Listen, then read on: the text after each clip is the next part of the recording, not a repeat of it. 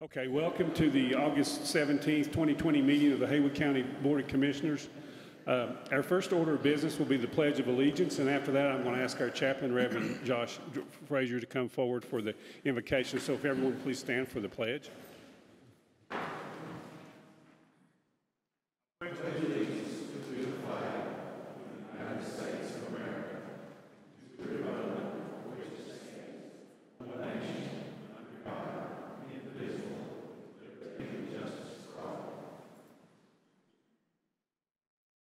Let us pray. God in heaven, we thank you for another beautiful day, another day that we are able to serve you, another day that we are able to make decisions on the things that you have given to us, the many blessings. Lord, what a blessing it is to be in this county, in this area, Lord, and such a beautiful area, God, and we thank you for that. We thank you for the beauty that it brings, Lord, the joy that it gives to each one of us in our hearts. Lord, each one of us are stewards over various things in our life, and we are coming here today, Lord, to make decisions and to influence, Lord, in a way that would be beneficial not only for ourselves but for everyone. Sometimes we have differing opinions, and Lord, we ask that you would unite us together as a group of people, and that we would be able to live in peace and harmony as you would have us to do. And all the decisions that we make, we pray that they would honor and glorify you, which is the ultimate peace. And it's in your name we pray. Amen. Thank you, Pastor Josh.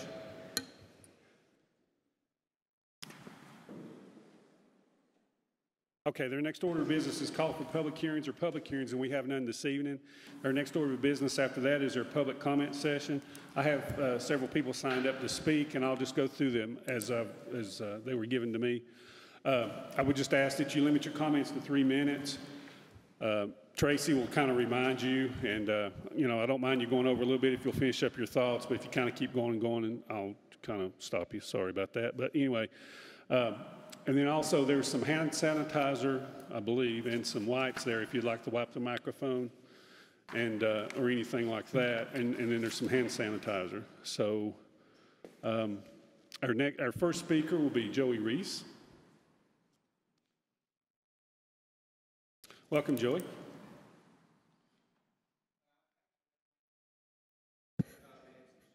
A hip or a knee that's gone out on her, so she couldn't get up here, so I'm going to do that, and then I'll have just a closing comment or two of mine. I'm going to read what she had prepared, if that's okay. Now, before you is a choice to support a local needle exchange program or not. I'm simply going to ask you rhetorical questions for you to consider in your decision. Number one, do you feel that you have the threat of extortion and intimidation hanging over your head as you decide this? The threat is that you will suffer a negative reaction in the local papers and media if you decide a particular way. Number two, do you believe that this program is expertly administered and clear objective metrics are established and measured so that we can determine if it has any chance of success? And I'll comment on that myself in a bit. Three, how would you and the community even measure success of this program? Would it be an increasing number of needles and clientele so that funding and support is justified? Number four, if the success of this program is to decrease drug use and homelessness, well, how are we doing with that so far? Is that working? Has it helped at all? Number five, do you subscribe to the idea that we should support any program if it includes like free money? No matter what the cause, no matter what the damage to the community, just because if we turn a program down and have to give money back, does that make good sense? I would say not. Number six, do you believe it's a conflict of interest for many of those that have direct, indirect, or political gains to also ask for support for this program? Number eight, has anyone made you aware that the town of Charleston, West Virginia banned their needle exchange program, finding that clients came from as far away as 109 different zip codes to get the free needles? And I'll talk on that myself right now. I called Kenny Berner today. When I was with Appalachia Heights, I was the deputy director of Tennessee. Kenny Berner was the deputy director of West Virginia. And I called him and I asked about this. I said, Kenny, fill me in on this. He was the deputy director for 20 years after he retired first from the West Virginia State Police. And Kenny said there were two needle exchange programs, one in West Virginia and one in Huntington. Now, Huntington and Charleston, the entire state of West Virginia is the epicenter for the opioid epidemic. You think we've got it bad? We don't have anything. It's the very epicenter of the whole country for the opioid epidemic, has been. He said The one needle exchange program was in Huntington. It was administered and run by a physician, by a local physician that was there. When you came in to get needles, you had to be tested for hepatitis and HIV, which is supposedly one of the reasons for this. Even though the rate of transmission for HIV, the last rate I saw was about 8%. Most of it was still from unprotected sex. That was one of the programs. They had people there for you to talk to, had programs for you to go into. They had a 33% rate of people that participated in that program of going into treatment. Now, that's not who came out of it, that's just going into treatment. Then they had a needle exchange program in Charleston. It was run kind of like this one here, I think. I think it's where you, hey, John, hey, man, you need another 100, and you throw it under the bridge. All needle exchange programs are not created equal, as is anything else, and I know Commissioner Inslee was talking about the CDC. I think that the good statistics that are in the CDC that they were quoting come from needle exchange programs like the one in Huntington, not like the one in Charleston. And that's just it. Thank you very much. I will say, I've watched these programs a lot. I will say, Kirk, we're on probably different sides of the aisle on many things. I appreciate your thoughts on this. You really showed some leadership, so thank you. Okay, thank you, Joey. Okay, our next speaker will be Janet Preston. And I will say, too, try to make sure you're talking to the mic. Joey did a good job, but make sure you're talking to the mic, because if you get too far away, you can't hear. Go ahead, Janet. Thank you. I'm Janet Preston. I'm an RN here in Haywood County, and I wanted to talk about COVID and the continuing shutdown. Over the past 5 months, we've been told by the World Health Organization, CDC, North Carolina DHHS, Haywood Health Department, Anthony Fauci, our legislators, or some combination of the above, the following. It's just for 15 days to flatten the curve, even though we're at 150 days plus right now. Masks aren't effective. Wear a mask.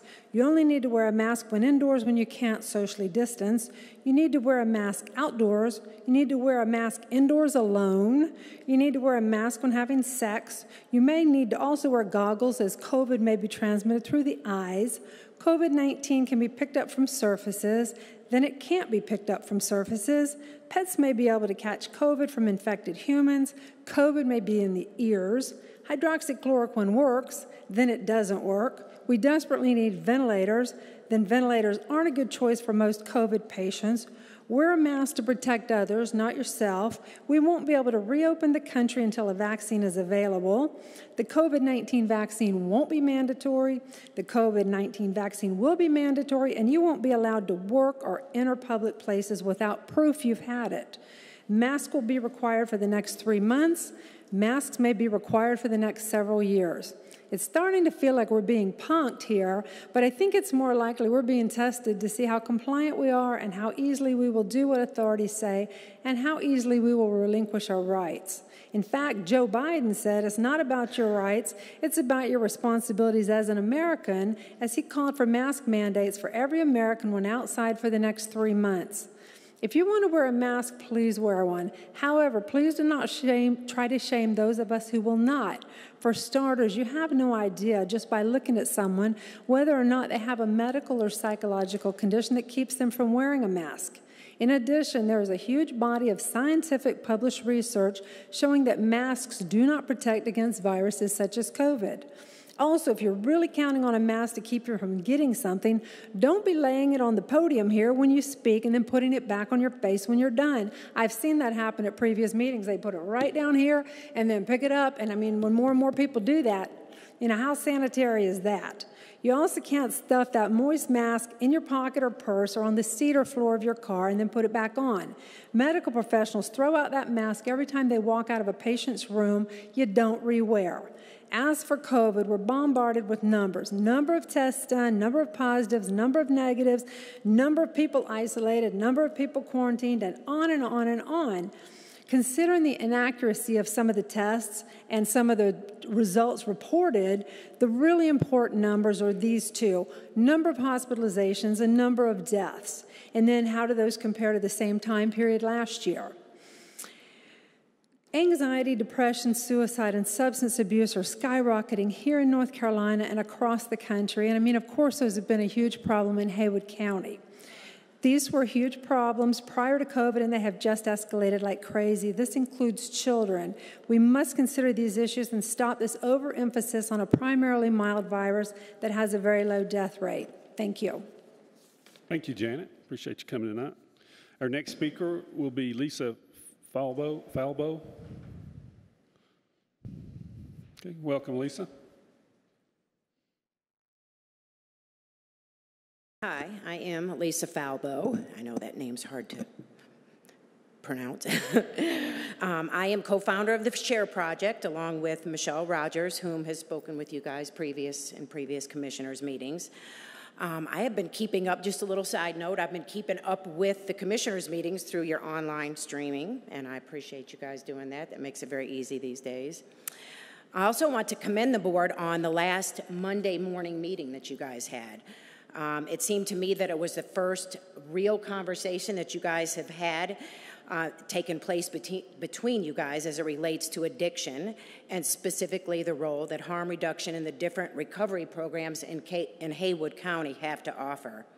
It also seemed to me at this last meeting that two different programs were pitted against each other. This doesn't seem right to me. I am a fairly bottom line kind of person. I like to go to the bottom line, work my way back up.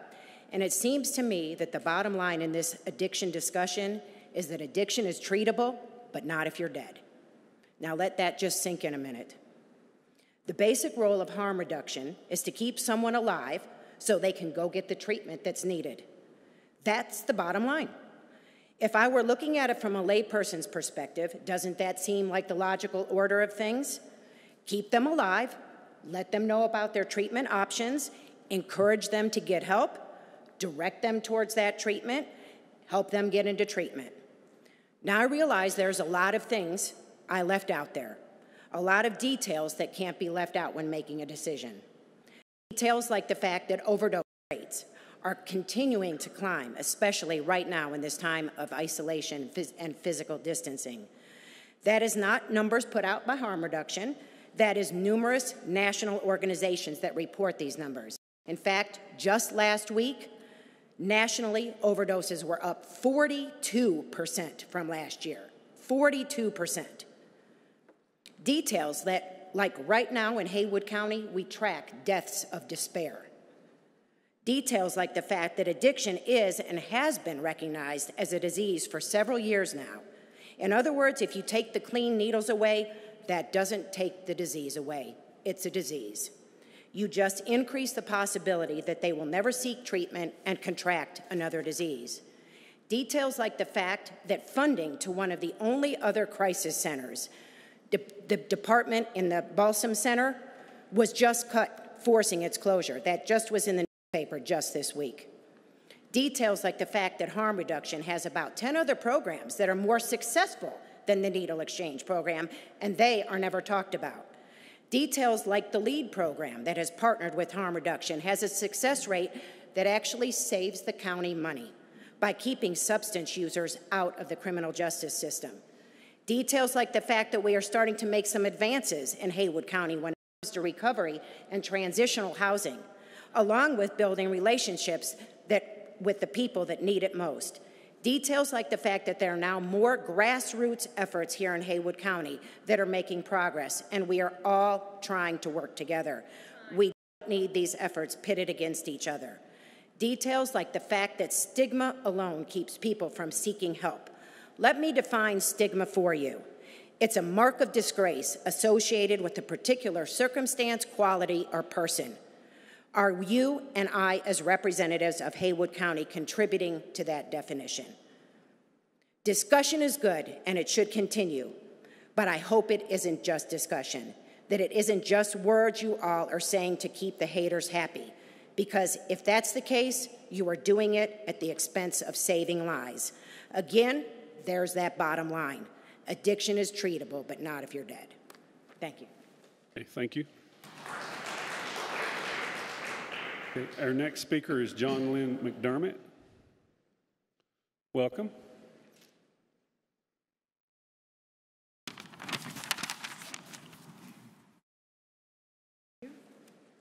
Hi, I'm Lee Mcdermott. First of all, I wanted to say we have a community group. You can see it's called Saving Haywood.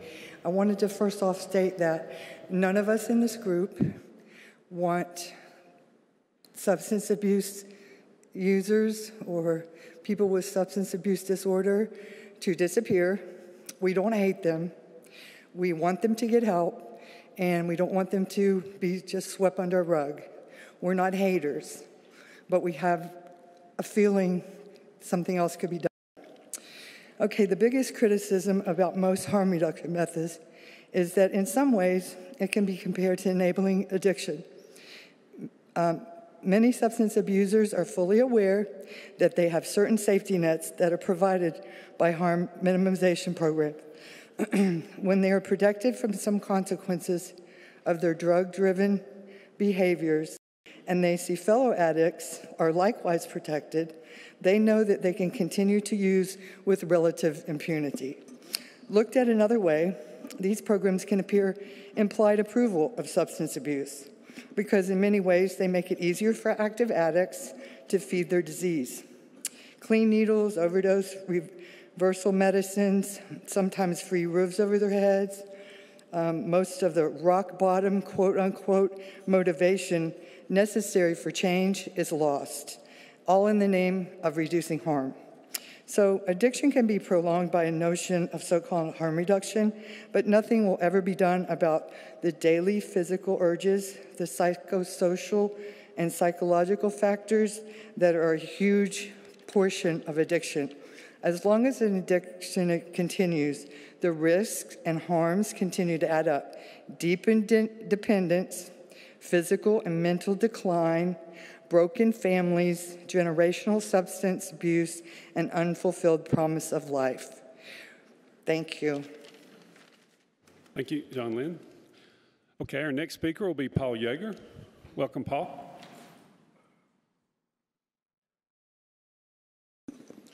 My name is Paul Yeager, and I live in Waynesville. It's a little hard to understand whose harm is reduced by handing out needles. Now, I get it. It might help an addict to stay alive long enough to get treatment, but it doesn't guarantee that they will. It doesn't encourage them to do so. This appears to be referred to as a needle exchange program, and yet I've heard no mention of sharps containers. I've heard no mention of disposal of used needles. And I have heard from friends and neighbors about needles being found on the ground by their children. It would seem that this program is only helping that problem to be worse. Finally, the citizens of Haywood County count on you gentlemen to be careful stewards of our tax dollars, to spend funds on a program where you do not have any metrics by which you can judge the efficacy of that investment is not being a good steward of our tax dollars. Thank you.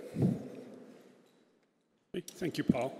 That's all the people that I have that have signed up. Would anyone else like to address the board? If you would, just raise your hands. Okay, lady right here in the front with the red mask on. And I'll get to, yeah, come on. If you would just state your name, where you're from maybe, and I'll get to the other that had their hands up. Welcome. You can pull the mic down there if you want. My name is Diana Gordon, and should I start now? Okay. I no longer just want police surveillance cameras that were promised to me, but also police presence. Let me explain why. This bullying that is happening to me is an inside job. I hear the thugs come in usually after dark and leave in a few minutes of when I wake up. They are in the apartment over mine.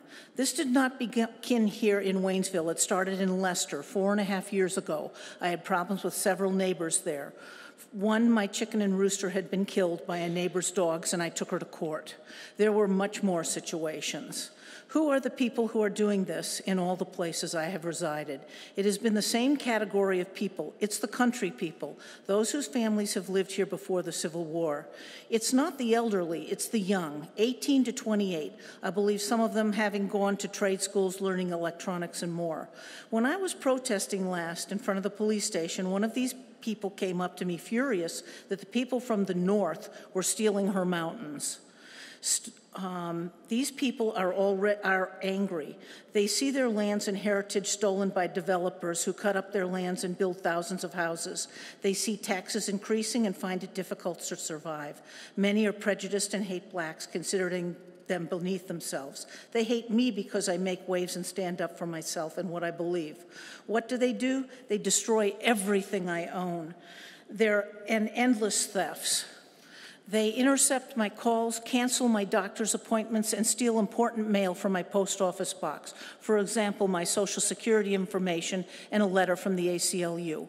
There are no security cameras in the post office boxes in North Carolina. Their families and friends live all across the state. That's why moving did not stop the harassment. This is not just happening to me. While protesting, others have told me this is also happening to their loved ones. I have signed statements from businesses and friends testifying to what I have said, and the police have copies, but they do not contact the individuals. You can get their names and phone numbers from them. I know exactly who started this, their names and addresses in each town. Their names are in my files at the Leicester Police Department, Maggie Valley and Waynesville Police Department, and the Haywood Sheriff's Department. As I have said before, I believe that the police are not helping me because I am a whistleblower. I had the largest crime watch in the second largest city in Rhode Island. I had several interviews on news and many articles in the local papers. Then I found out why the crime watch was needed there. There were 6 halfway houses in a 10-block radius of my home and business, and three drug clinics. They just sprang up. There were no rules, and early release prisoners were actually running them so as not to have to pay their rent there. There were no supervision. 2 were across the street from schools, which were actually illegal. They had sexual molesters in them. Why did they exist? It is extremely lucrative to own one. Plus, you can get grants. The police were using grant writers from one of the drug clinics to get grants for themselves. There were fights galore and drug paraphernalia all around. I never mentioned the halfway houses in my crime watch until somebody mentioned it in the last meeting. The chief of police said everything is under control. I challenged him, and he just walked out. Everything I have stated here and more is filed in police reports that I have written, stamped, and copied. I will never stop protesting until this is rectified with police intervention. And what about the young police officer that accosted me here? He needs retraining at the very least. A transfer to another police station without retraining is not acceptable. I want a written apology. I also want you guys to help me somehow. I'll be going to the next meeting at the Alderman's. Hey, thank you, Diane. Thank you. Any questions? No. I didn't think so. Okay, Ms. Paris. Yeah. I'll get everybody. Don't worry.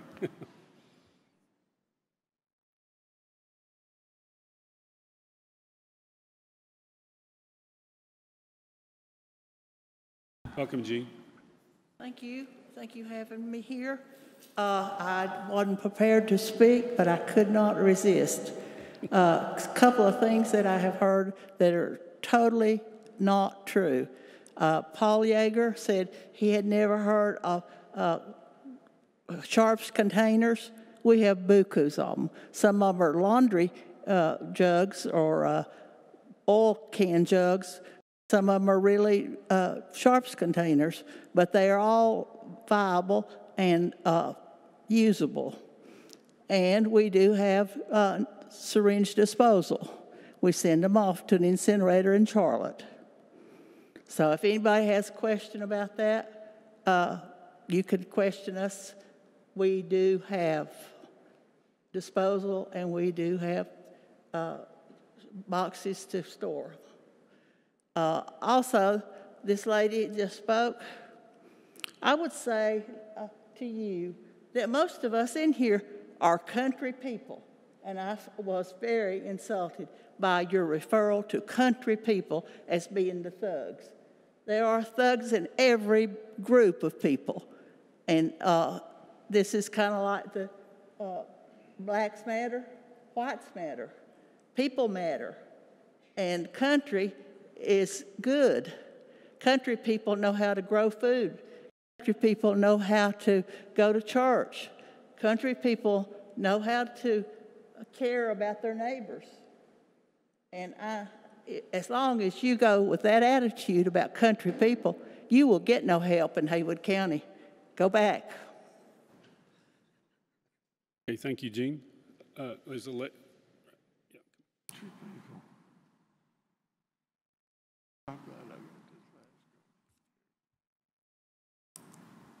Welcome. Hi there, my name's Caitlin. Thank you so much for giving me the chance to speak. I'm a young woman who cares deeply about this community and each and every person that makes it so special. I've spent my entire life here up until I was 18 and I went off to college. Since then, I've lived in 3 different countries, traveled all over the world, but the people and the beauty of this place has finally found a way to bring me home. Since returning, I've made it my priority to attend these meetings, school board meetings, town council meetings, and pretty much any other type of meeting I could find to dedicate myself to the betterment of this town. Attending these county commissioner meetings has made me aware of North Carolina Harm Reduction Coalition and both the resistance and the acceptance of this program. I couldn't sit back here for another week attending these meetings without speaking up. I am a child of addiction, and my family was deeply affected by substance use disorder when my own parent sat on my bed on Easter Sunday and told me that he would be leaving for 6 months for a treatment center.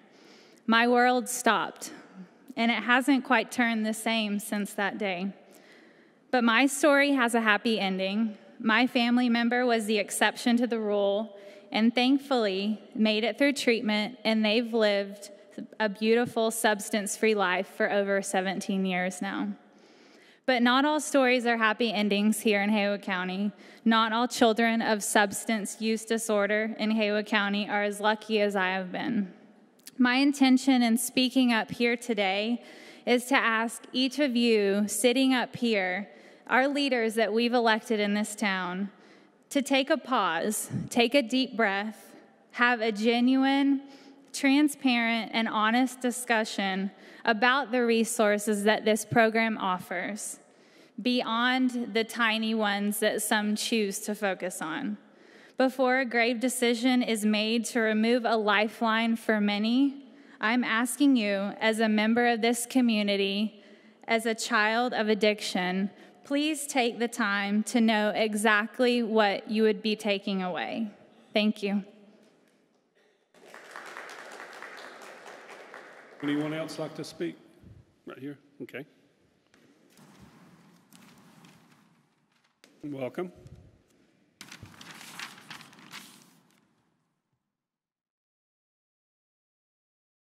I'm Patricia Frisbee Meyer. I too am a child and an adult of mental illness disorder. I grew up in a dysfunctional family with my father being an alcoholic, and it was very hard. But I hear everyone speak, and it's like you're playing tug of war with each other. And that's not what it should be about. You know, lives matter regardless of your color of your skin, whether, you know, you go to church or you don't go to church. But one thing I would like to say is when you're deciding on how this money is spent, think about what's truly being cut as far as the mental health system, that where these people really need to go, not to an office or somewhere to, you know, be given what they need. Let them be referred to the Balsam Center. Let the Balsam Center be open. You know, with that being said, you know, it's a matter of a choice, too, that you can make. You either choose to stay on that track of being a dysfunctional person, or you choose not to. And thank God that I was able to choose not to, and I didn't go down the path that I could have gone down. And this October will be 2 years sobriety for me, and I'm thankful for that. August made 10 years completely smoke-free for me, and that was decisions that I made for myself, to better myself and better for my children and my grandchildren.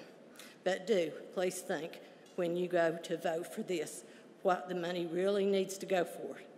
You know, mental health, there we go. You know, it has to be. They need the help there. And I was born, reared, and raised here, and I'm country all the way. You might take me out of this country, but you'll not get that country out of me. Okay, thank you. But if you're country people like me, you're doing a lot of canning, or my wife's been doing a lot of canning. I shouldn't take credit for that, but canners have been the chugging if we can find some lids. Would anyone else like to speak? Okay, come on up.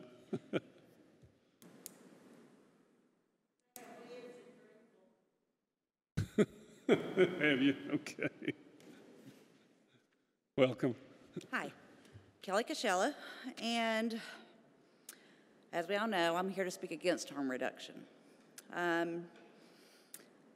As I sit here and listen, I didn't come prepared with anything, but I've been sitting here making my little notes, and it makes my heart hurt. Everyone has the power over their life. Everybody. An addict, a drunk, you have that power over your life. And in some way, shape, or form, we've taken it towards our responsibility to take on their life. Addicts do have underlying conditions, but it's not addiction. We're here based on, we're fighting for the addict, the addiction process. That's not what we need to be here for. It's those underlying conditions. Would you give a thief keys to your house? Any of you? It's a legitimate question. Kurt's look, you did that one, didn't you? Would you give a thief keys to your house? We're giving addicts needles. And we're not assisting with those underlying conditions. It doesn't help. Mental health helps. Medications help. Right now we have some factors. We have harm reduction. We have addicts. We have drug dealers. And we have the community. Who are we helping? Are we really helping the addicts? Or are we helping the drug dealers? Where's that line? But right now, how we're affecting our community is we're destroying businesses. We're taking the lifeline from our youth. We can't let them go out and play in their yards. If you live anywhere within city limits, that's not safe. Between the needles, between the addicts just walking around, it's not safe, folks. I understand these are people. They made this choice. Our children don't have that choice. And I will fight for our youth no matter what. I hope you think about our youth and where we're going to be in 5 years. This right now is a Band-Aid, and it's going to bust. Thank you. Kelly? Would anyone else like to address the board tonight? Okay, seeing no one, I'll close the public comment session. We'll move on to constituent concerns. And I know Bryant had one. Go ahead. Thank you, Mr. Chairman. Our contact from the Census Bureau couldn't be here, and he asked me just to review a few pieces of data with you guys, and maybe we could encourage people who haven't taken the census to complete it. As a county, Haywood County has had a response rate of 53.5%. We're 0.4% ahead of 2010, but we're still well below the state average of 59.6. So we need to close that gap, or we're going to lose money for the next 10 years, especially in formula grants from the federal and state government. Canton has had a response rate of over 60%, Clyde's at 54%, Waynesville at 58%, and Maggie Valley at 30%. So the census deadline's have been extended through the end of September. Mr. McGowan will be here at the first meeting in September to review what can still be done, but really critical that people respond to the census. And I know with COVID, everybody's attention's been away from the census, but this is something that's going to last with us for 10 years. Of special note is Dogwood Health Trust has set up a grant project to pay nonprofits to help in the census. And for every person that they get signed up to complete the census in August, Dogwood will pay them $20. And then after August, it goes to $10 a person.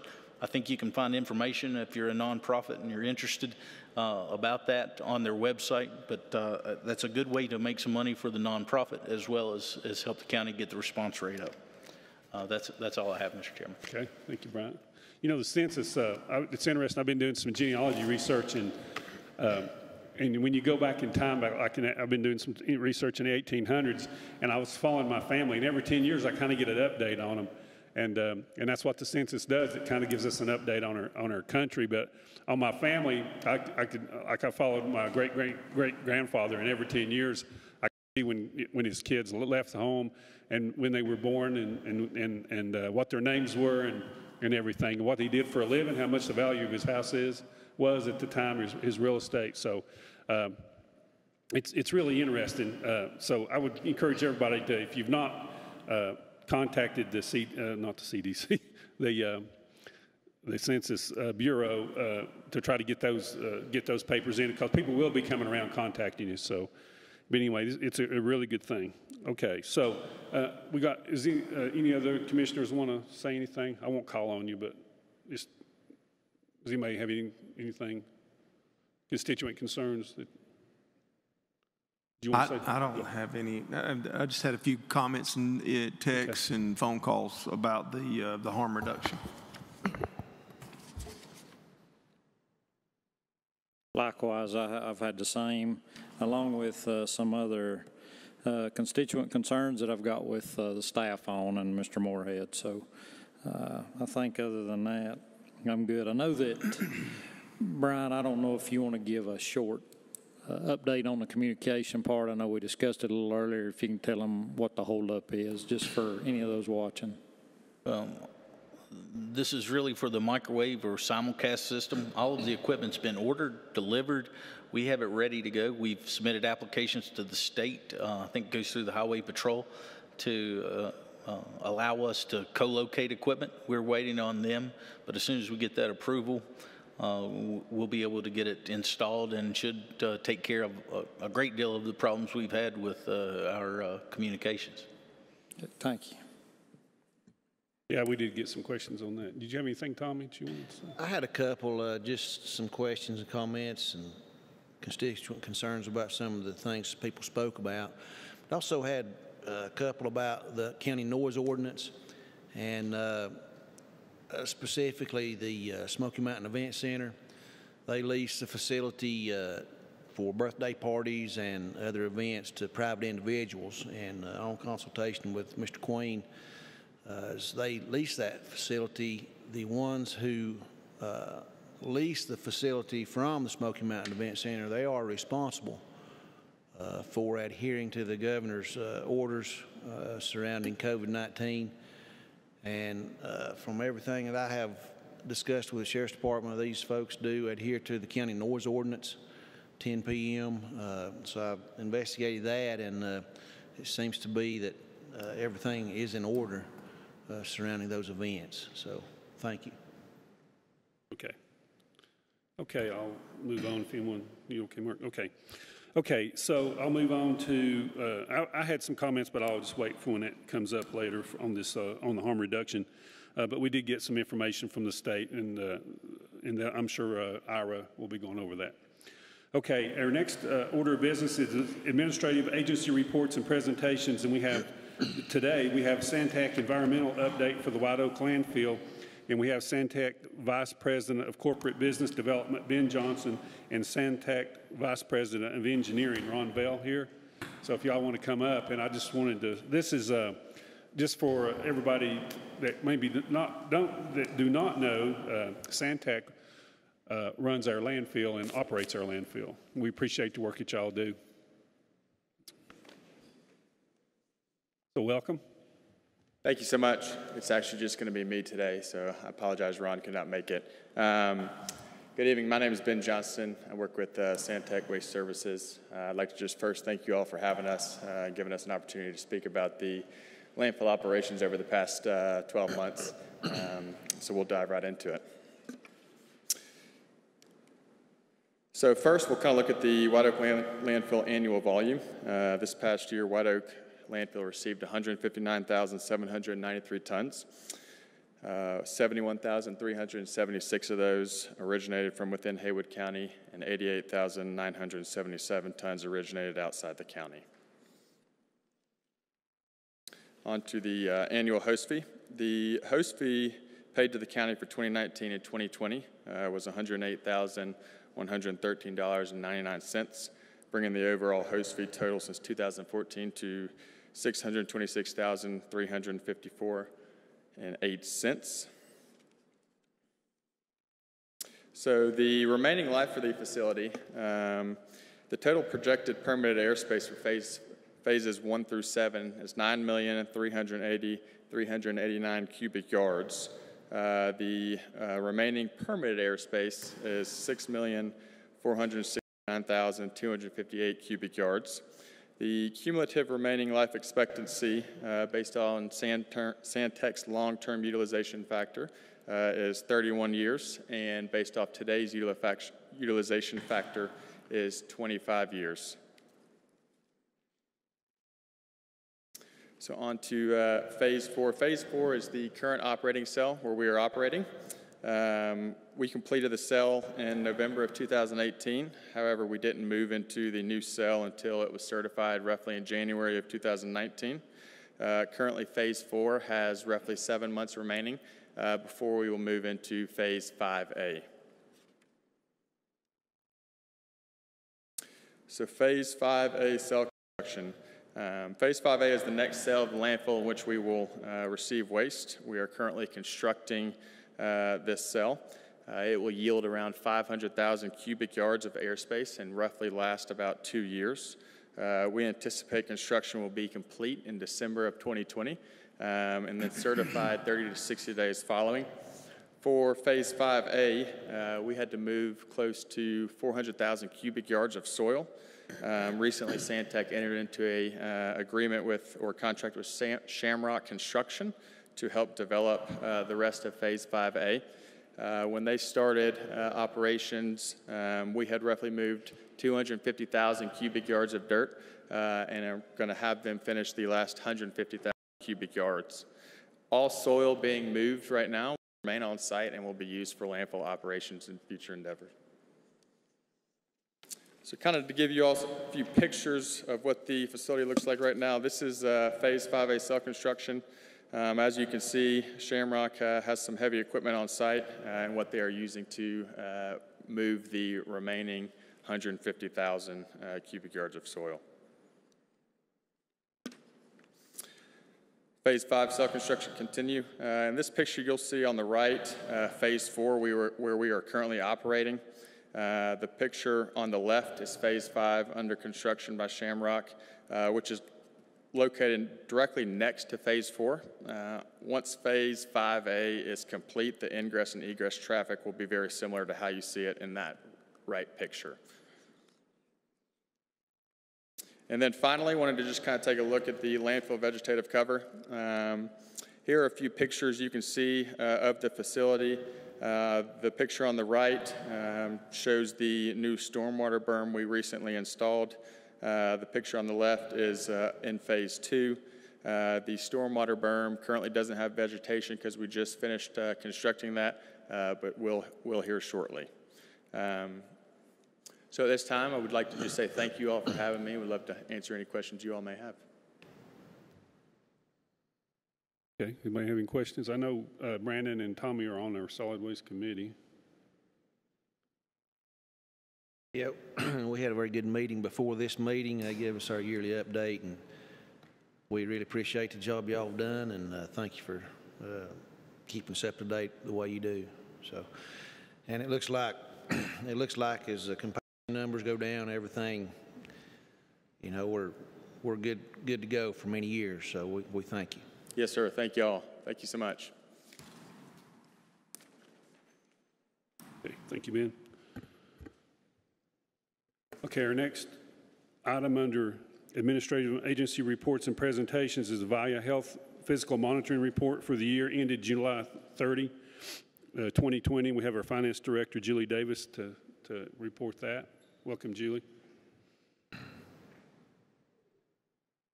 Good afternoon. You have the report here. It's a quarterly report that I'm required to present to you after they present it to me, but this is also their fiscal year end. It's an unaudited preliminary report. They have the same fiscal year end that we do. I am looking right now at the fiscal monitoring report financial statements. There are some pages of explanation that you have with them, but I'll just hit a few high spots on this one like I normally do. The total county funds that they have received are $2,898,604. And moving on down toward the center of the page where it says total revenue, $427,062,728. A little bit farther down, the total expenditures, $415,354,225, $415,354,225, to give a net income of $11,708,503, and then following on down a little bit further for total fund balance for Valya Health for June 30th, $85,912,526. Any questions that you might have might be answered in some of the explanation that they've provided. Do we have any questions? Okay. All right, thank you, Julie. Okay, our next order of business will be our COVID-19 update. We have our Public Health Director, Patrick Johnson, and Medical Director, Dr. Mark Jabin, here tonight. Welcome.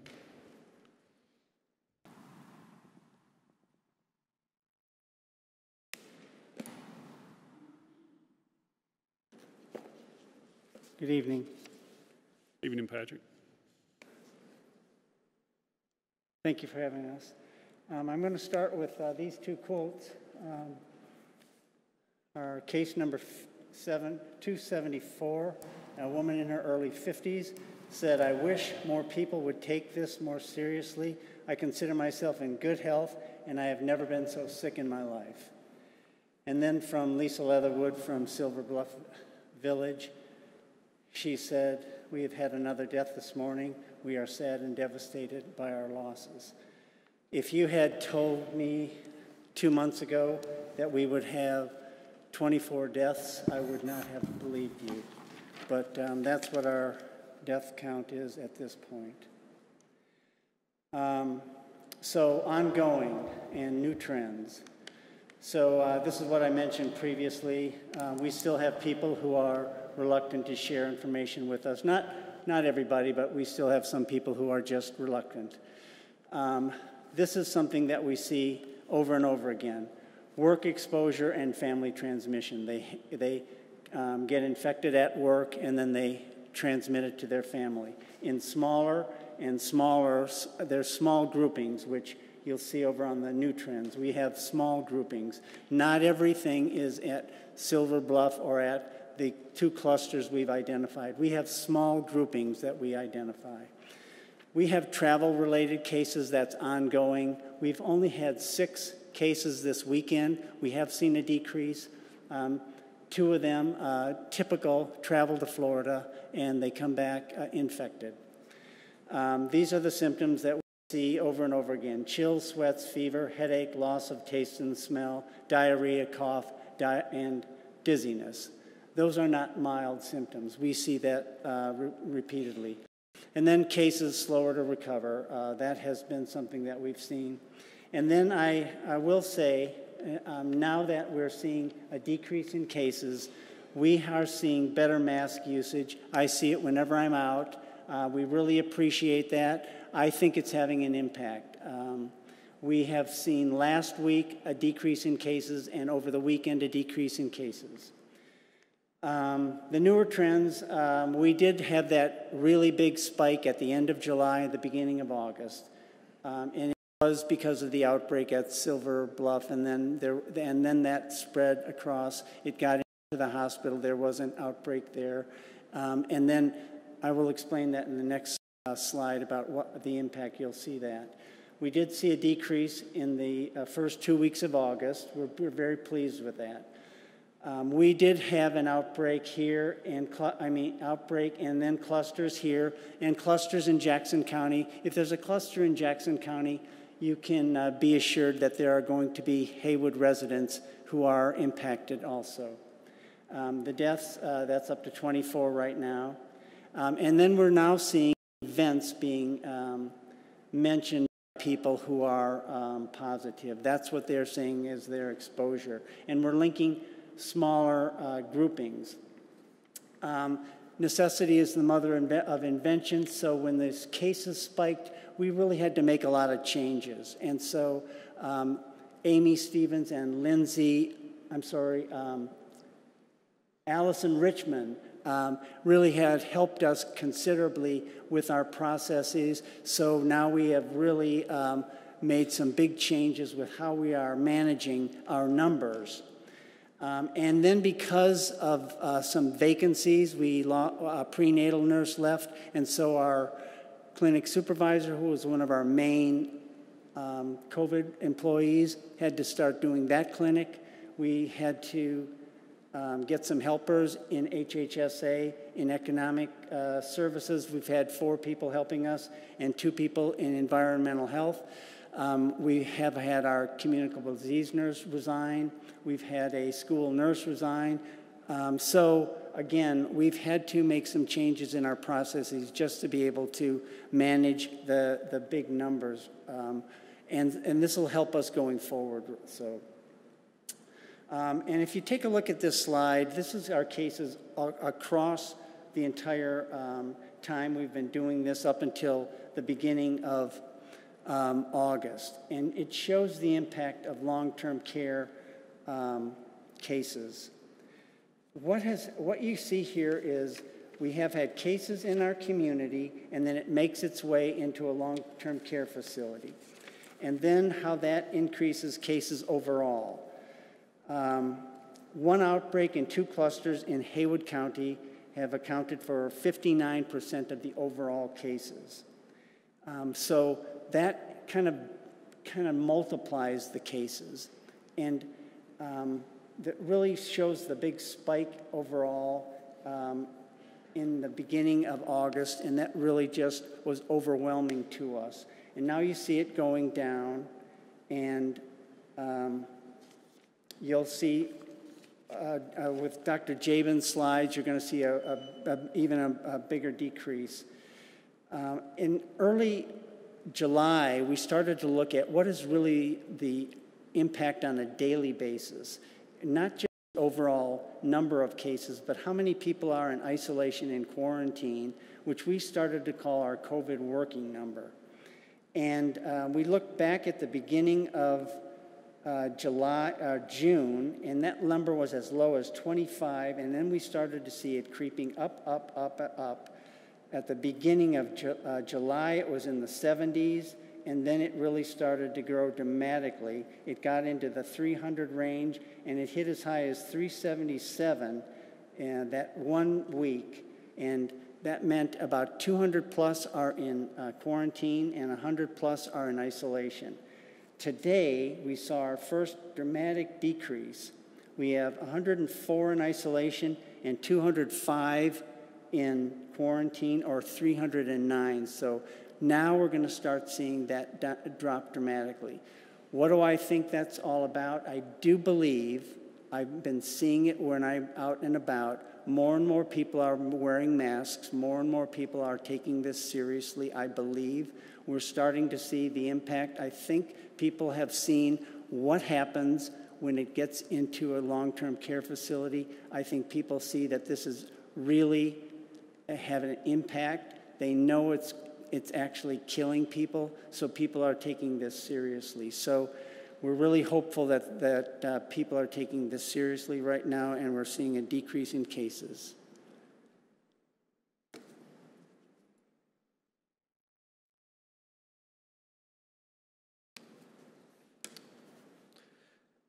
Once again, thanks for having us. I think what we see in the numbers today reflects what was going on in the last 2 weeks. And likewise, what we'll see going forward will depend on what happens in the next couple of weeks. So I think there's a couple of insights from the Silver Bluff story that might be helpful for us all. It certainly has been for me, which is that despite the best of intentions, someone brought that into that facility. They weren't being bad, they weren't being negligent. In fact, they were probably exposed to someone in their community who was in a pre-symptomatic or asymptomatic state, who didn't know they were infected, gave it to this person who came to work. They didn't know they were infected, and it got into the facility. That doesn't mean anybody's bad here. It goes to reflect how difficult it is to deal with this virus. Prevention works, but it will not be enough to get rid of the virus altogether. No policy or procedure will drive the risk to zero, but over the past 6 months, we've learned a lot about what reduces that risk. There's also something good to come out of the Silver Bluff story. So, despite 150 residents and staff being infected, there have only been around 8 family members of those staff who have also become infected. So think about that just a second. Early March, it was said that when there were 15 cases in the country that this would go to 0. 15 became 5 million. In this case, 150 cases became 8. 15 cases to 15 million, 8 cases, 150 to 8. And I think what that represents is that isolation and quarantine work. If you think about this, despite the pain and suffering of the people who died and the family members of those people, if we look at this from a community perspective, the tragedy at Silver Bluff does not look like it's going to translate into a tragedy for Haywood County and the community. And that was thanks to action and diligence and attention to what works. So, in this case, prevention didn't prevent that outbreak, but isolation and quarantine did. They filled the gap when prevention was not enough. And there are some in our community who have opted out of contact tracing, who have been identified as close contacts. And I hope that those people are still quarantining themselves but just don't want to be contacted, because that really becomes the key when prevention is not enough. You know, we're not here to bust people. We're here to bust the virus.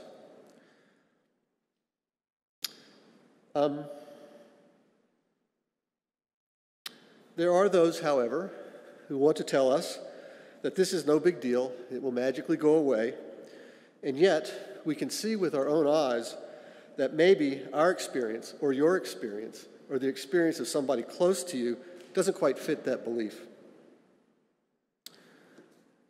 This slide really points out from the statewide data and from our local data what we've seen. And you follow the curve and see the big spike. I think the important thing about the big spike is that although Silver Bluff and the hospital contributed to that, that was by no means not the entirety of the spike. Roughly about 50% of the new cases were not related to either of those. And I would also point out, excuse me, today I heard from the hospital, they have had no new positives from any of their staff for the past 14 days. So once again, there was the potential for widespread outbreak that was controlled by isolation and quarantine. This is a slide that points out risk levels, trying to help communities know where they're at. This is data that's largely from the Harvard Global Health Initiative. And I'll tell you that if you can see right there, we're in yellow. And I can tell you that up until today, we were in orange or red. And this is a slide that I think really sort of gives us some insight about where we have been, where we are, and where we're going. You'll notice that green line at 6, hold that. We'll come back to that in just a minute. But as you can see, if you look at April, May, June, and July, then we had our big ramp up. what maybe doesn't come through quite so well is we had a bit of a spike late April, early May. We got that sort of tamped down. We had another spike sort of early June. That got tamped down. And then you see July and sort of the steady upswing until just a few days ago. And I'll tell you that on our policy group meeting 10 days ago, we had a conversation about what was going on. And 10 days ago was almost the high point of that spiking curve. And what Patrick and I were sharing with folks on that call is we didn't know where this was going to go. We were very concerned. We know that what people do over the past 2 weeks determines what's going to show up in the next 2 weeks, and we didn't know whether that curve was going straight up or flat or down. Saturday, I did my video for the weekly update, and I can tell you that that spike had started to come down. We had been at, and I should say this is a graph of the number of new cases per day per 100,000 population, okay? So that's kind of a weird figure, but that's what they're following. And what you should also know is that from the White House task force criteria, anything above 14 is considered red zone. From the Harvard criteria, anything above 25 is a red zone. They have a yellow zone above 10. So if you can keep that in mind. So Haywood County at the peak of that spike was about 27. That's above 25. At that point in time, when we were having this policy group call, Haywood County was in the red zone by any of the criteria. High risk situation. So a week later, I'm doing my video for the update of last week, and I went to the numbers. This was on Saturday. We had gone from 27 to 25, and on Saturday we were at 17. If you look at that video, which I just think went up today on the Mountaineer, and I looked at the data today, it's 8.3. Dramatic drop. I don't think any of us were expecting that. We're extremely pleased that that's the case. But what that reflects is what we have been doing in the community over the previous 2 weeks. And frankly, that's given us a window of opportunity. Now look at the green line, that's 6. So where do we go from here? And I think one helpful metric may be school openings and what's required for school openings.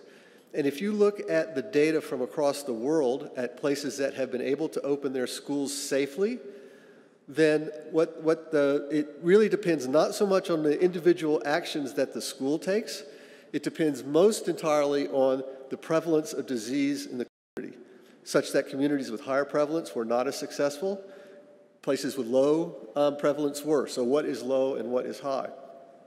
It has been recommended by University of Nebraska, MITRE, and some other groups that you should be below 1 per 100,000 population, new cases over a rolling average over a week. There are others who say that number should be less than 10. So somewhere between 1 and 10. At 1, they're saying, below 1, they're saying schools should be able to open entirely and be safe. Below 10, with some modifications. The farther we can drive this down, obviously the better it's going to be for schools, and that translates into the economy, and that obviously represents health.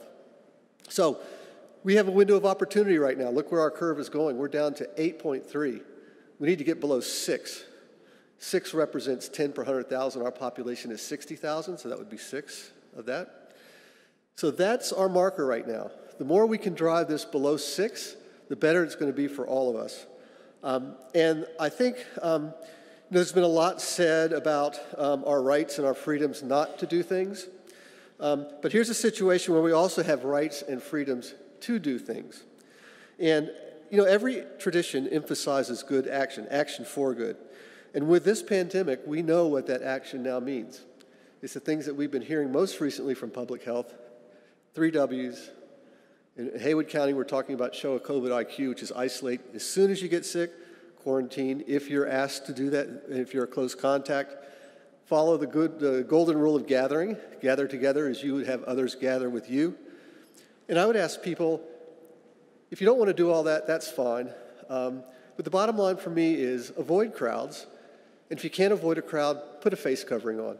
I think that if you look at our experience around the world, around the United States, and now around Haywood County, I think that you can see that whether you believe it works or not, it's making a difference in terms of these numbers. And if we can't prove it, why not do it if it's going to help? So, I think the most impactful thing we can do right now with respect to COVID is to drive the cases down. If nothing else, it'll help us be in a much better position to weather the next spike, because there will be more spikes. I think we've said this all along. There's going to be rolling waves here. We've got an opportunity right now. I wasn't sure we could get back down to this point, but there you see the numbers for yourself.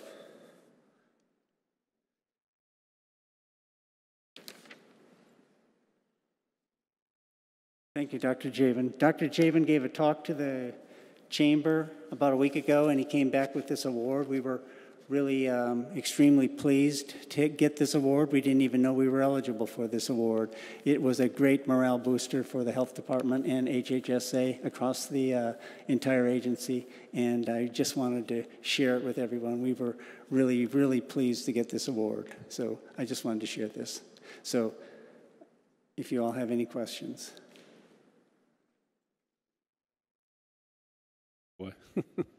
I just have a comment. I noticed there, I got an email about Smoky Mountain News ran an article about y'all staff and about how hard y'all have worked during this pandemic and really put in a lot of extra effort and a lot of hours. And you know, this, I hope, is a once-in-a-lifetime event. Hope we don't have to go through this again, and I hope the trends continue, as you've pointed out. So just want to say thank you for all the hard work that you and your staff and everybody's done during this. And the sooner this thing's over, the better. So I know y'all will agree with that. So it's been a strain on everybody, and my heart goes out to everyone that's lost loved ones. And I have close friends that's lost loved ones to this, and I know people that's had it. And I know somebody that could say the same thing you put on your overhead right there. A woman I know is in her late 50s, and she's been healthy, and she told me, she said she had been so sick she couldn't get out of the bed for 5 days with this. And so, you know, just again, I want to just say I appreciate everything y'all have done, all the hard work you've done for our county during this time. Thank you, Tommy. I would just like to say that, you know, the folks at the health department have just been doing the heavy lifting in all this, and their recognition is well deserved. But I also want to point out that I think to this community, I mean, we just had a big outbreak and a big spike that could have gone other ways than it's gone right now. And I just want to thank everybody in the community, those of you here, for doing your part to help that happen. That didn't happen on its own. That happened because people acted. That's because people took ownership of doing the things that we know will help. And so I want to just throw out a thank you to the community as well. So, other questions? No? I don't have any questions. I concur with what Tommy said. I know that's been difficult at the health department with the workload that they've had to carry in regards to this and following things up and doing what needs to be done to try to control it. And there's no question it's certainly a real disease. I think there were some questions about the fact that whether it was or not at first, but and you know, I've come around to certainly believe, and I think I said that 2 weeks ago, that the masks really do help. And matter of fact, I was sitting here thinking it was akin to yesterday when I went out and weed eated, and I generally wear something on my face. And if I don't, I come in and make sure I put the mineral spirits and stuff on my face. Well, I didn't do it immediately, and I didn't wear a mask, and now I got the poison oak, and I get it about every time. And so I wear the mask to prevent that from happening. And so I think it's been good that folks have been trying to wear their masks more. And I know people are against that, and I'm certainly not about the government telling people what to do, but if you want to protect yourself and protect others, and I think the key is, you know, protect others, not necessarily as much as yourself from spreading, because it does spread. If you don't do it, it spreads, and then it causes problems, and it causes economic problems. You know, it's not as much. It does prevent death, and you worry about that, but it just changes your whole life if you don't try to, if this continues to go and spread, it changes the way we live. And so it'd be nice to try to stop it as soon as we can so we can get back to living to normal. I just wanted to comment too, talking about people wearing masks. A lot of times I get out of my vehicle to go in the store and I forget my mask, and I know people wearing their masks because I get reminded when I start to walk in, I see somebody with a mask, and I know I've got to turn around and go back and get my mask. So people are reminding us by wearing masks that we need to wear a mask because they're coming out of the stores with them, and I see them in the stores with them. So I really think it's good that that's happening because, it's a reminder to people. And I'm just reminded, Jesus said, do unto others as you would have them do unto you. And I think that's so true in this case because really by you wearing a mask, you're really protecting others more than you're protecting yourself. And that, to me, is the bottom line is, doing unto others as you'd have them do unto you. So, but thank y'all. Thanks the health department for all the work. The final thing I'd like to say, Kevin, just thanks to you guys for supporting what's going on in the county and being a consistent voice for that. So much thanks to you as well. Really important. Hey, before you run off, I do have a question for one of you. I know that we talked about the numbers and the decline, and it's starting to come down, which is good news. Have you still seen that over the last couple of days, Patrick or Dr. Jamin? Yeah, I think, really the big switch was really the beginning of last week. All of a sudden, we started to see that decline, and that's held through this week. I'll feel a whole lot better a week from now when we get 14 days out because, of course, it takes 14 days to really know the impact.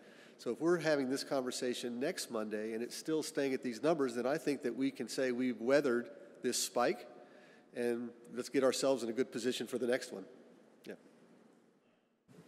Thank you. Thank you all. Okay, our next item of the administrative agency reports and presentations is tax collections, and we have a tax collector, Greg West. Welcome, Greg. Thank you, Mr. Chairman. Good evening, Commissioners. The historic courthouse has been closed to the public since March 20th due to the COVID-19 virus. During this time, the second floor staff has been waiting on the public at the front door. This has been a little challenging at times, but we appreciate all the citizens' patience that we've dealt with here at the front door at this time. So we are now entering our most busiest time of the year. So we're going to be opening the second floor of the courthouse to the public around the first week in September. In order to keep everyone safe as possible, we'll be making some changes in order to enter the building. These changes include masks being required to enter the building. There'll be temperature checks at the front door to make sure no one has a fever. And the hallway will be marked off for social distancing so that we can keep this COVID spread as small as we can. We've not had any of our staff members test positive that I'm aware of, so it's due to the fact that we have been wearing our mask when we meet the people at the front door. But we just can't do that with the tax bills going out. You guys know that sometimes we have long lines, people waiting in order to pay. And so we've made a few changes as well to that. We're going to be inserting an insert into the bill that gives all of our payment information on here. You can mail those payments to 215 North Main, also to our Charlotte post office box. You'll be able to pay via online at haywoodcountync.gov, taxes/pay online. You can pay over the phone with our 1-800 number, 1-877-729-8290. Please do not mail cash in your payment. We are also installing a payment drop box that will be located at the front entrance of the Haywood County Courthouse. Please do not put cash in the drop box.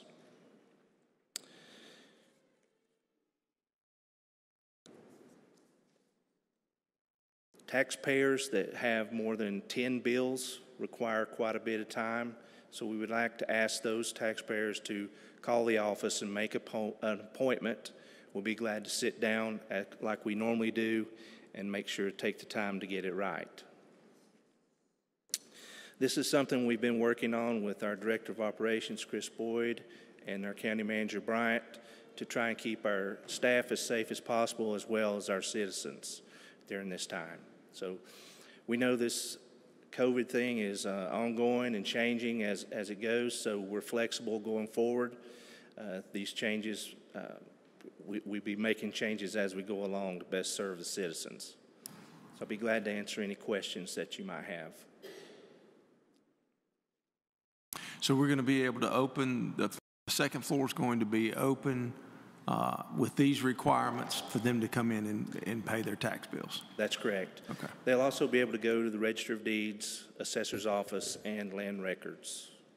Okay. As well, as long as we're able to social distance. Okay. Yeah, I think that needs to be done. I mean, I'm up here often, and it's difficult for the people on the second floor to do their job with people not being able to go back to those rooms. And so if we can close it off to allow at least those departments to be able to see those people, or at least the people that want to come in. I mean, obviously, there's not as many people that want to come into certain places if they don't have to. And so if they have those options, the other options to pay, I'm sure they'll choose to do that. But there's going to be a few people, if they have cash, they want that receipt. And it's important to provide that receipt to protect us and to protect those folks. I mean, several years ago, we had issues with that, with cash that had gone missing with the tax collector, and we don't want to do that again. So I appreciate the fact that we're trying to open up the second floor in order to make sure that it's safe. Do you ask the questions when they come in? If I know where I work, every morning they ask me the same repetitive questions. Have you had a headache? Have you had a cough? Have you had a fever? Have you been in close contact with anyone that's had a test? There's a series of questions that we have to answer, before we can enter the facility. Do we have any protocol like that here? When someone comes in to pay, naturally we wouldn't want to bring someone here that's got a high fever or coughing. Greg had mentioned we're looking into, I think it's called a CT scan device that will be a camera that I guess it's infrared in some way that will take instant temperature, so we know if they're running a fever. We haven't talked about the questions, but that's something we certainly look into. The fever and wearing a mask is going to be the key to keeping it mitigated. I know we've been down this road so long, sometimes people get complacent, but nobody wants to be, infected and infect others. But it's just always good to remind people, that, hey, if you have the symptoms, stay at home. And, it's always good to remind people of that. And we want to ensure other people's safety as well as our employees and other people coming and going. So you might look into that. I believe it'll be safer for the staff as well as the citizens to let them in the building, because we've been out front face to face, and some folks, of course, not wearing masks, and we're not able to social distance out there, and the wind's blowing around, and we've been taking cash payments out there. It's not the most secure spot to be doing that. So the staff, as well as, we feel it's safer to let them into the building, social distance. We have tables put in front of our counter that keeps you the 6 feet.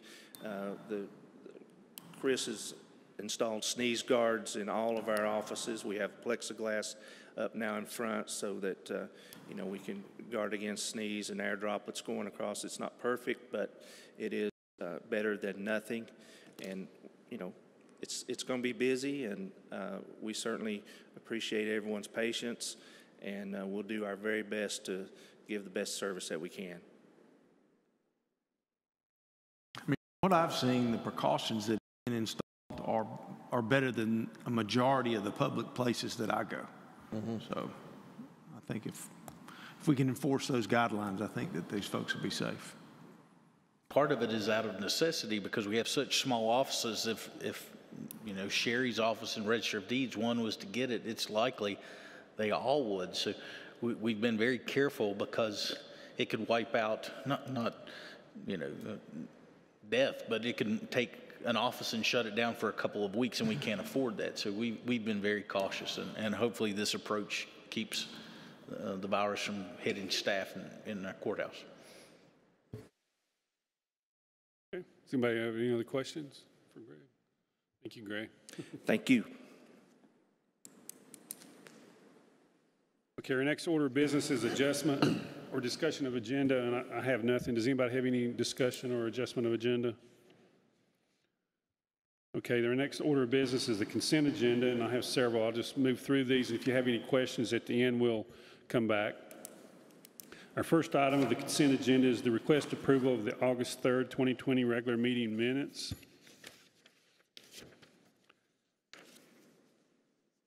Number 2 is to request approval of the July 2020 refunds, releases, amendments, and discoveries. That's under attachment 2.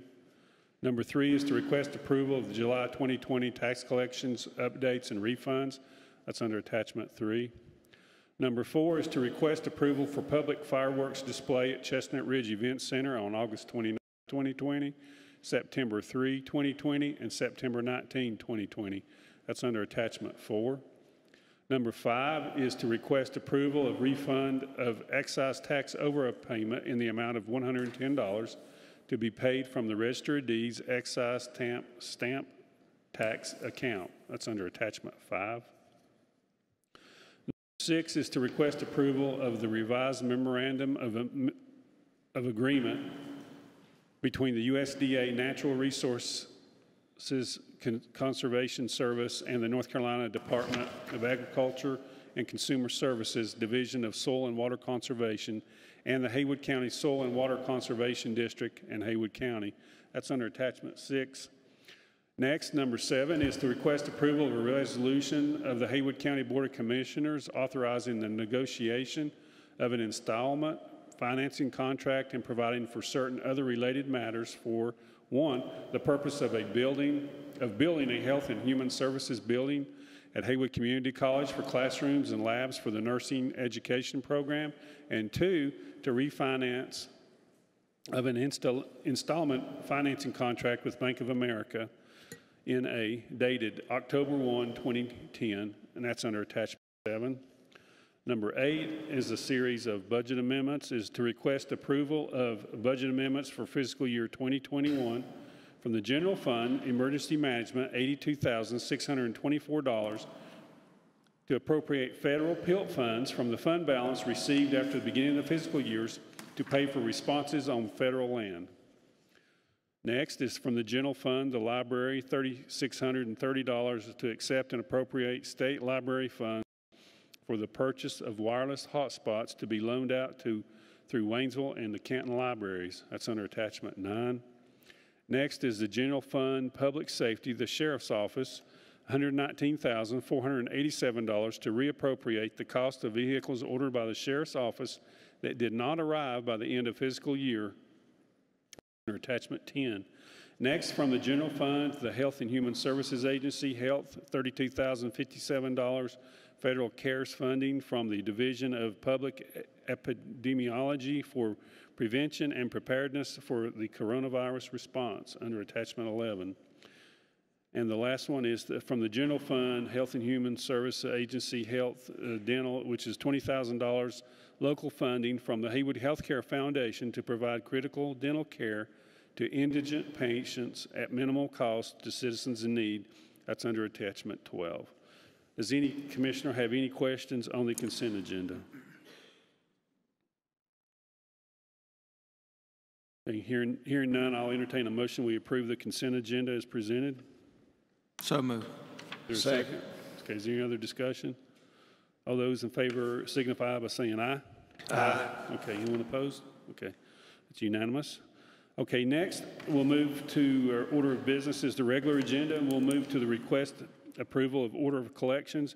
And Greg, we've got you back up again. This is under attachment 13.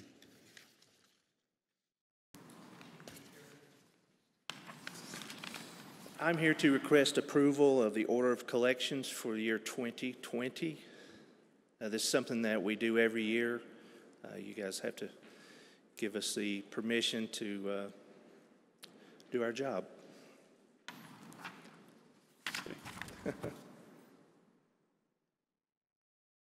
Anybody have any questions for Greg?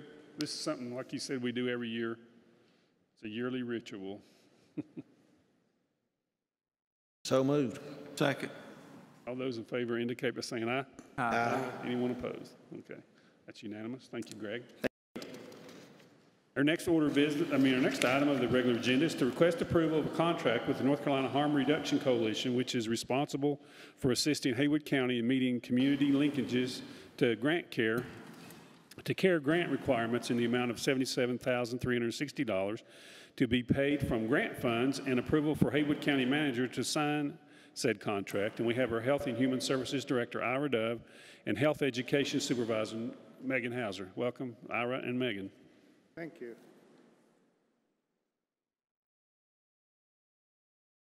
And that's under attachment 14. Mr. Chairman and commissioners, members of the public, thank you. Thank you. I also, before I begin, would like to thank, a little closer, all right. It's been a while, so thank you. I would also like to thank Michelle Mathis, who is here. She is the Interim Executive Director of the North Carolina Harm Coalition, as she has come here tonight in case you had specific questions for their group. But she has traveled here from Hickory, I believe. So with that, let us begin to talk about this topic. We have a grant, and the grant cycle, we're in phase 2, would actually run up to 33 months, full setup. The grant would be used to maintain current levels of post-overdose response, and mobile syringe exchange, expand the capacity to link justice-involved persons to care, continue outreach in post-overdose response, and increase linkages to care to treatment resources, transportation, housing, employment, and other services. Those are the things that we are supposed to work with. The grant fund stipulations, some things the grant may not be used for. Can't use it for syringes, hypodermic needles, cookers, fentanyl test strips, or medications. Couldn't run a prescription drug take-back program with the grant money, or clinical care, or any direct medical service. This is a linkage to care grant. So what could we use the grant for? Salaries and certain costs related to staff, such as mileage and phones. Can use it for housing-related needs, and that would be for the clients of the grant, transportation for clients, training, and that could go to either the clients or some of the other folks who are working with them in different areas like naloxone and naloxone distribution. It can also be for syringe services program, care items such as alcohol wipes, bandages, hygiene products, and food. The deliverables under the grant, the staff to carry out the duties in the agreement, the evaluation of community activities for all the different strategies, the implementation of certain strategies, and I'll discuss what those are in a minute, and uphold certain performance standards in the way that this is done. The activities have to be evidence-based, culturally sensitive, and at the appropriate academic level to accommodate stakeholders, and trainings by the individuals. And I'm going to stop here for a minute and just chat about some of the things in the deliverables, because one of the questions is, well, how would we measure what you do? One of the ways you can measure is actually the linkages to care. We could talk about how many needles, and that's one of the things we report to the state. We can talk about how many people we train in naloxone. That's one of the things that gets reported to the state. We can also measure how many people we link to the different types of care. How many people do we link to HIV testing in the next 6-month period? How many people do you link to hepatitis testing? How many people do you link to getting vaccinations if they want it? Now, I'm going to use two different terms. One is referral. That's basically I tell somebody something's out there. That's referral. And the other is a linkage. That's where I say, it's out there. If you need transportation, I'll help you get it. I'll call them if you're uncomfortable. I'll provide that next level of service. So if you're really committed, you can get there. So if you're looking for a measurable from my thought process for this grant, you look to the different linkages to care for how we go. Some of that was inhibited in this last cycle when we had those conversations with the state and with harm reduction because of COVID.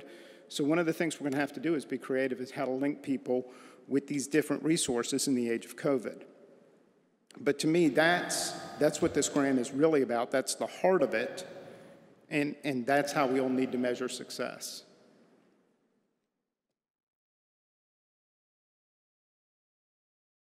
Core strategy number 1. This is the Expand Syringe Services Program. Well, syringe services programs are an evidence-based strategy. This is totally counterintuitive. And candidly, I've had the ability to look at some of this for quite a while. First heard of these things going back before they were legal, because they were using them to stop HIV, and they were legal in other states. And so these discussions, and it takes a while to wrap your head around this particular thing, because it is completely counterintuitive, and it's kind of counter to a lot of what you would understand about substance use. And when you look at what happens when they started looking at the studies, it doesn't make sense. A lot of what people have said here tonight would make common sense. So I'm going to tell you, some of this doesn't make common sense, but it works. So that's why I can completely understand people coming up here and saying an opposite point of view, because it takes a while to understand what we're doing and what the state is saying do when you're out there handing out needles to reduce the supposed harm, and you're handing out the alcohol swabs and the other things. Now, I'm going to give a little background on syringe services, and I'm going to focus a little here more because it's been so much the topic. It's been the topic of your calls. It's been the topic of the papers. That's not totally what the grant's about. It's really about linking people to care in other regards, but part of what one of the positions does is this particular service, so I feel I need to stop and spend a little more time on this for everybody. They've been legal in North Carolina since 2016. These are run under the North Carolina Department of Public Health Injury and Prevention Branch, and I've actually had conversations with those persons related to our program and to these programs in general. They operate directly in about 42 counties and on the federal tribe, and indirectly, meaning that other counties are served, 38 counties are served by the ones operating counties, and those are state statistics, 3.3 million syringes, 35,000 naloxone kits. That's one thing they're doing. And I'll talk in a second, because I've had some conversations with Michelle Mathis about some of the philosophies and what may work better for us, and I'll get into that in just a second, but that's some of the basics for North Carolina. 30-year history of looking at effectiveness, about a 50% decrease in HIV transmission. And here's what's completely counterintuitive. 3 times more likely, if you have these things and people use them, to stop injecting drugs. And that's what we really want. That's what the CDC says. And that's one of the main things. And it's completely counterintuitive. You would think if you supply clean needles, people may just keep using them, but sooner or later, something may click, something may get out there. The other thing that's completely counterintuitive is if you have a syringe service program and you hand out needles, they see about an 86% decrease in the total litter. Now, you heard some of the things that are happening here, collecting the laundry jugs and handing them out, handing out the They bought a few, I think, basic syringe collection boxes. But mostly they're handing out laundry jugs that people collect. And the other thing is they're saying, we'll pick them up. You can call the police office if you find these needles. You can call a number that they have, and they'll pick them up. So that also will reduce this syringe litter. And again, completely counterintuitive. You would expect the opposite result, but that's what the CDC has shown, and the people here are willing to work. Core strategy number 2, because there are 3 core strategies. We've had a lot of talk on this grant about the first ones, but there's actually 3 main core strategies, and this is one of the ones that we really want to hone in on, because this is one of the ones that we really want to do. And if you look at how are we going to prove what we did, I think this is the one that we're going to have to hone in on for the next phase and say, did we do a good job? I think it comes out of this one, not as much out of the syringe one, which is educating incarcerated persons before leaving the facility and taking steps to establish those links to services. Training them in signs of overdose, and providing referrals. Providing referrals in linkage to medicine, assisted treatment, harm reduction, behavioral health services, criminal justice case assistance, employment, food, and housing. When the jail kind of closed down to people under the necessity for COVID, this slowed a little bit. We're going to have to, whoever we partner with is going to have to figure out how to provide these services to people, working with the sheriff's office, working with the detention facility, maybe not in person, but looking at things like telehealth. That maybe or something, but this to me is a really critical aspect of what we're attempting to accomplish.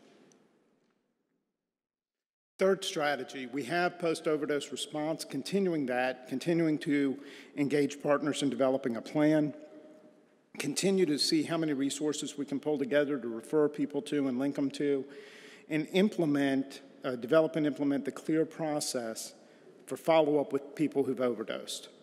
This is another measurable. You could say, okay, how many people in your county have overdosed, and how many did you follow up with? That's a clear measurable for 6 months. And I think one that we've had conversations, I don't think they'd be surprised to see that we want to know that answer. This one got a little stalled with COVID, but hopefully we'll have to figure out how to get it back on track.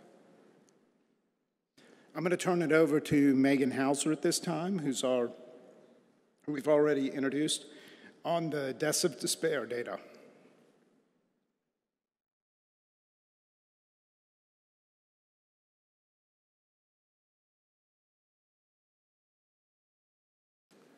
Good evening. So I will be speaking on the deaths of despair data, which is pulled from Haywood County death certificates. And you see a lot of numbers, and I encourage you not to just look at them in a cumulative manner, but to look at the individual rows, because what you'll see in the total is that there is some overlap.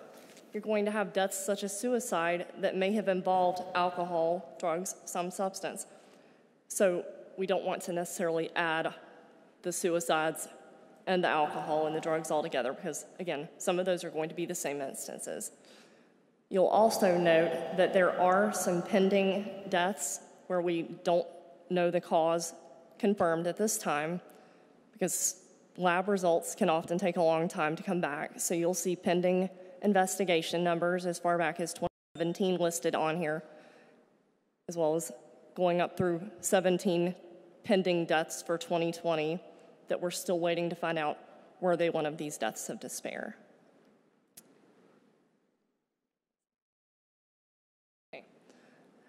Now we're moving into data that is specifically overdose. This is emergency department data. These are individuals with Haywood County addresses that were seen at any North Carolina emergency department. So they could have been seen in one of our neighboring counties or somewhere far across the state if someone was traveling. So you'll note the two columns, opioid overdoses, which is heroin combined with any other opioid, then the unintentional medication or drug overdoses. As with the previous slide, I would encourage you to look at these two pieces on their own because there is going to be some overlap. Any of the opioid overdoses that were unintentional would also be counted in the unintentional category. And please keep in mind that the unintentional category is extremely broad. This is truly anything that is unintentional, such as a young child getting into over-the-counter medication in a home. So you see data from 2016 through 2019. And I'll now move to the 2020 data. Now we've got data on this slide from January up through July. You'll see 31 opioid overdoses and 50 unintentional medication or drug overdoses. And again, there's going to be some overlap because any of the opioid overdoses that are unintentional will be counted in the other category. This is data that is accessed through a system called NC Detect. Health department and hospital staff have access to this system However, we are able to publicly share the information, which is why we're sharing it here today. So at any time, if a member of the public were to contact us wanting to know more about this, if any of the commissioners were wanting to know more about the numbers, we're glad to run them at any time, but there's limited people who can have access to the system. We'll close with an evaluation of our Linkages to Care grant activities. This was provided to us about our county from the Division of Public Health, and you'll note that they show us as performing higher than average among other community Linkages to Care grantees. They're pleased with our performance and the partnership that we have with North Carolina Harm Reduction, and they look forward to seeing how we'll proceed in continuing to serve individuals in Haywood County and North Carolina and those who are impacted by substance use and overdose. Thank you.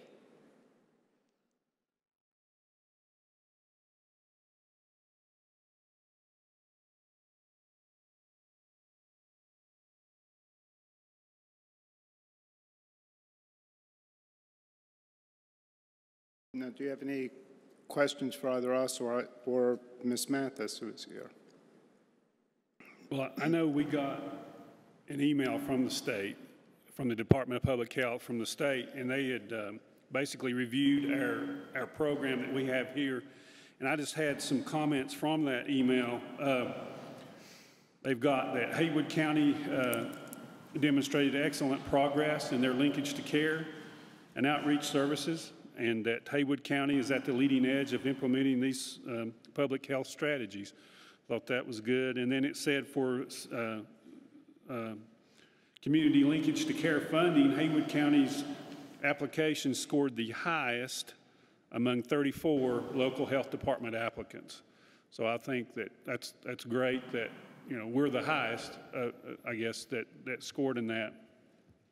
And on down in the report, they said, you know, based on the unique challenges that we've had with COVID, which prevents a lot of face-to-face interactions and putting many of our priority populations at higher risk of contracting and becoming ill from COVID, which we were worried about that. It said, amid these challenges, Haywood HHS has demonstrated excellent dedication to ensure services continue in linking people to the care they need. And then they said that Haywood County had the 4th highest number of syringes returned, over 8,000 more than the average. So we're returning them at a huge rate compared to the other programs. On down in the report, and this is just some things that I was highlighting. It said, one thing I was proud of, it said Haywood County was one of only 3 other counties working on the syringe service program strategy that provided resources in their referral network outside the list, and that they provided the highest number of other resources. And it goes down and it talks about food resources, GED programs, college, community college, child care, and some others, which I think is good that our community, I've always been impressed of our community partners, how we reach out and help people in our community. And I've served on some of those boards, and I know, you know, people are really reaching out and trying to help people do the best, and I'm glad to see that that gets pointed out just in this amongst the other, you know, that we have. And then also on down in the report, it said Haywood County reported the 5th highest among overdose reversals, over 70 reversals above the average. So it seems like we're getting to people that on reversing overdoses. And then on down in the report, it said when comparing Haywood to other state numbers among the community linkage to care grantees, Haywood consistently performs at a higher rate than the average. And that we were, and as you read, we are very pleased with the performance of Haywood HHS and their partners at the North Carolina Harm Reduction Coalition for the first reporting period of the Community Linkage to Care grant. And we're looking forward to how the program will continue. So I would just say that, you know, this is based on the state who monitors these programs, and they had a glowing report for the work that the program's being done in Haywood County. And I just wanted to point that out. I also spoke to Paul Turner, who's the chairman of our board, And he had told me that he's the chairman of the Health and Human Services Board. And, of course, Paul used to work for the CDC in Atlanta, and he said that he and his board, which I think is about 17 members, are very much behind this program, and he understands how it works and understands that it works well. And he thought it was working well also. But it's good to see that the state pointed out how well the program was working for Haywood County. So that would be my thoughts about the program. And I appreciate, I think her name was Megan Smith that sent this report. And I guess they had gathered this report in Raleigh and had sent this to our board so we could consider that information about this grant. So that'd be my comments.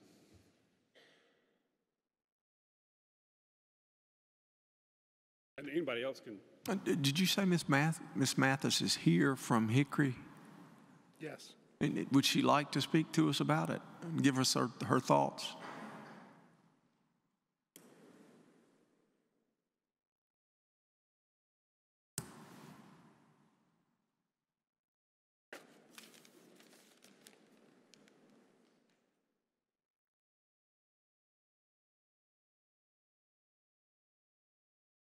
And Ms. Mathis, we appreciate you coming from Hickory to speak to us this evening. Oh, this is gorgeous. This is beautiful country up here.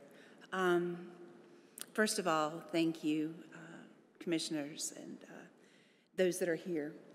I want you to understand that my position with North Carolina Harm Reduction is board chair, and I am acting interim executive director while we search for a new executive director. I've been with the board for over 9 years. And interestingly enough, I have to say that when I came to the board, I came as a faith leader, as a pastor, as a faith representative for the board, and I was anti-syringe exchange.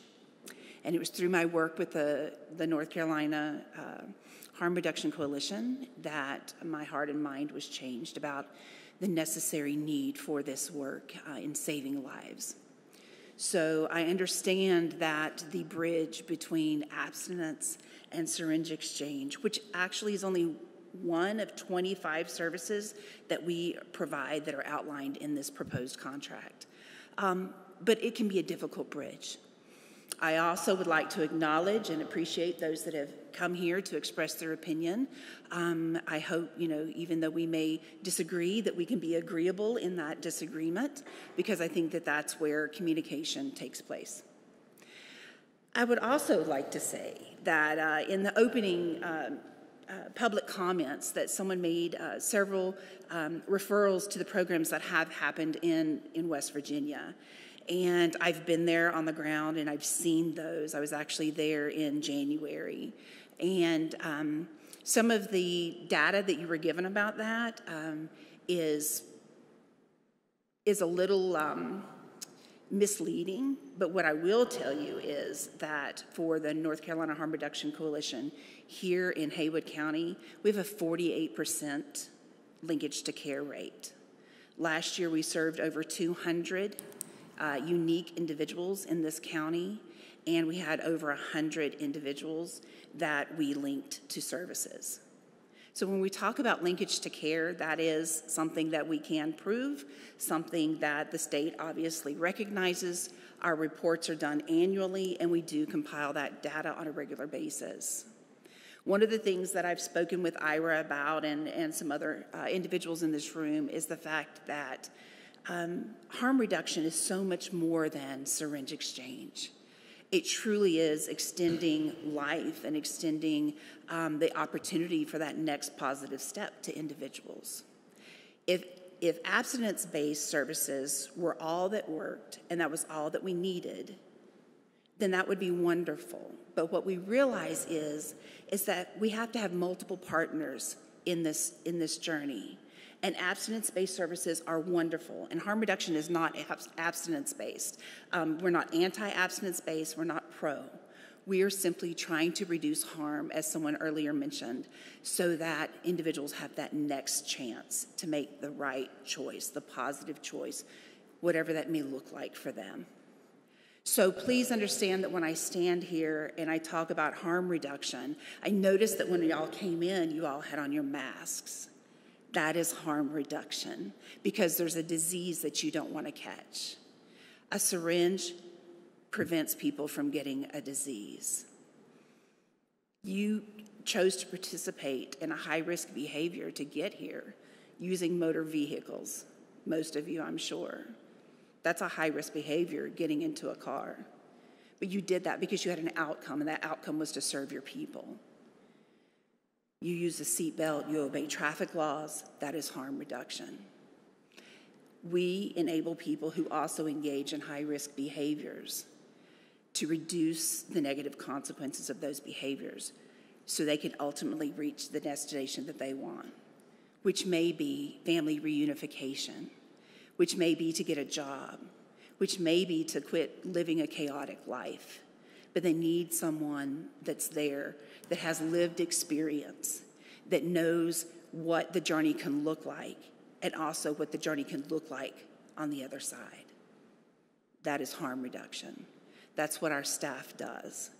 We offer the opportunity for individuals who may be using drugs to work with someone who understands that journey very intimately and allow them to build a beneficial and trusting relationship with our staff so that when the questions come, we're able then to make those successful linkages to care.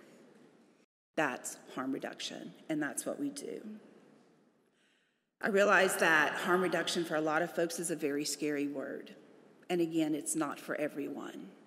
But someone once said that sometimes to make change, you've got to change the way that change is made.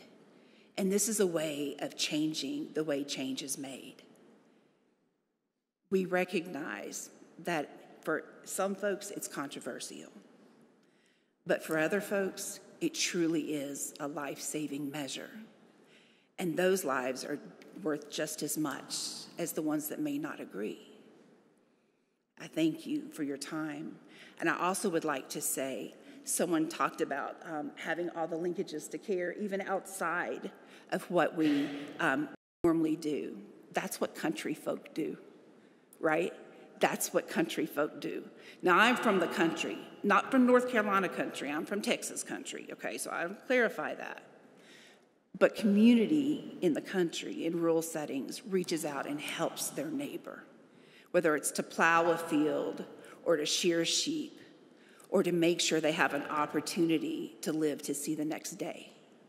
So I encourage you, as you think about this, think about what country folk would do, and we help someone when they need our help. Thank you. If you have any questions, I'm happy to answer them. I noticed in a correspondence over the weekend, someone sent, I don't know if it came from Ira or somebody, but of all the counties in North Carolina, there's 3 areas of this harm reduction. It's community links to care. That's the grant. And there's 3 phases. Some folks, there's 13 counties I saw on that only does post-overdose response. Is that correct? There's 13 counties in the state that only do the post-overdose response. That's when somebody gets taken to the hospital or has an overdose.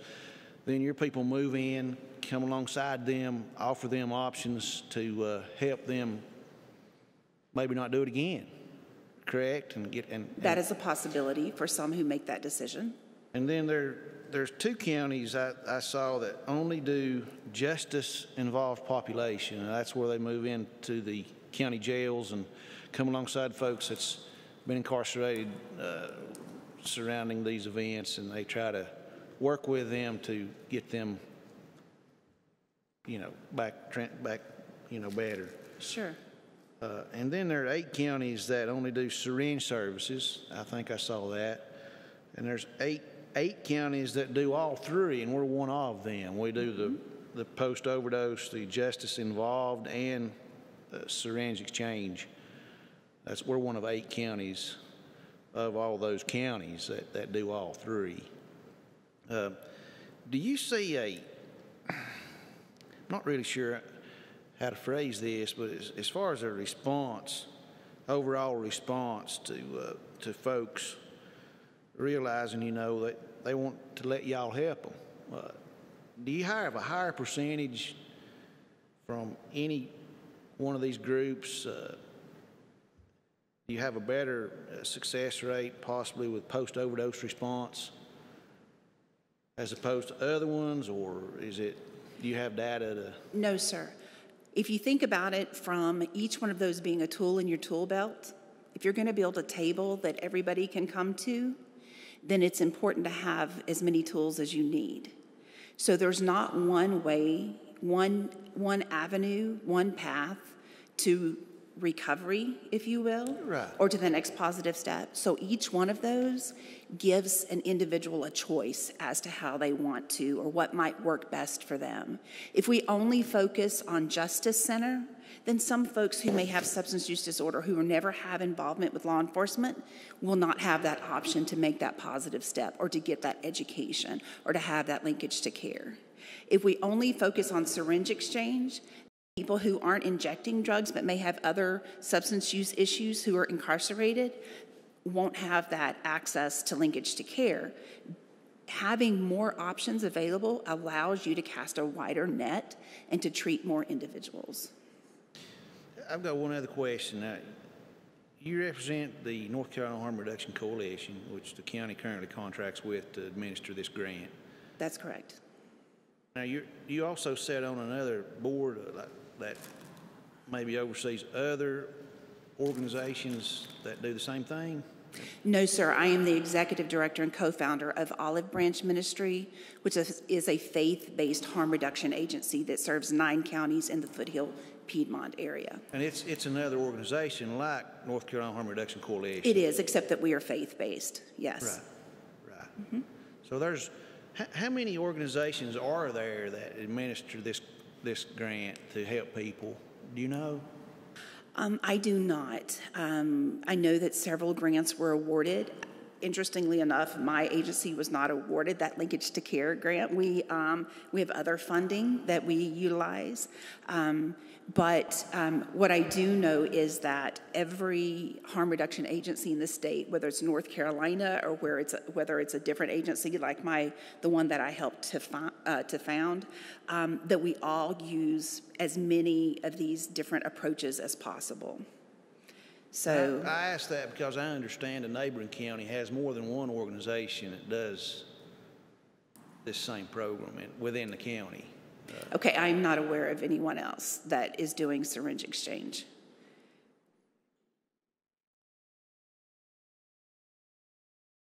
If you could give me a name, if you're interested in doing that, I'll be happy to tell you whether or not. Brian, we were discussing Buncombe County. They have more than one organization that does this program.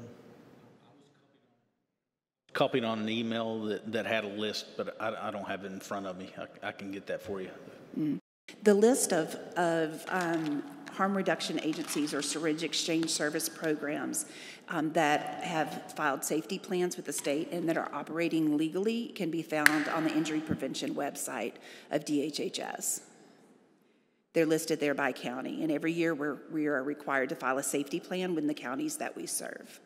So I don't know if that answers your question or not. Thank you. You're welcome.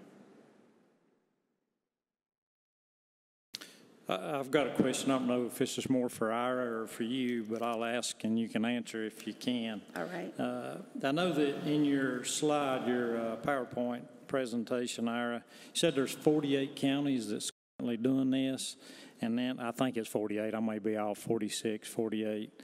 But the comment was there was 38 additional counties supported through these services. What kind of support is that?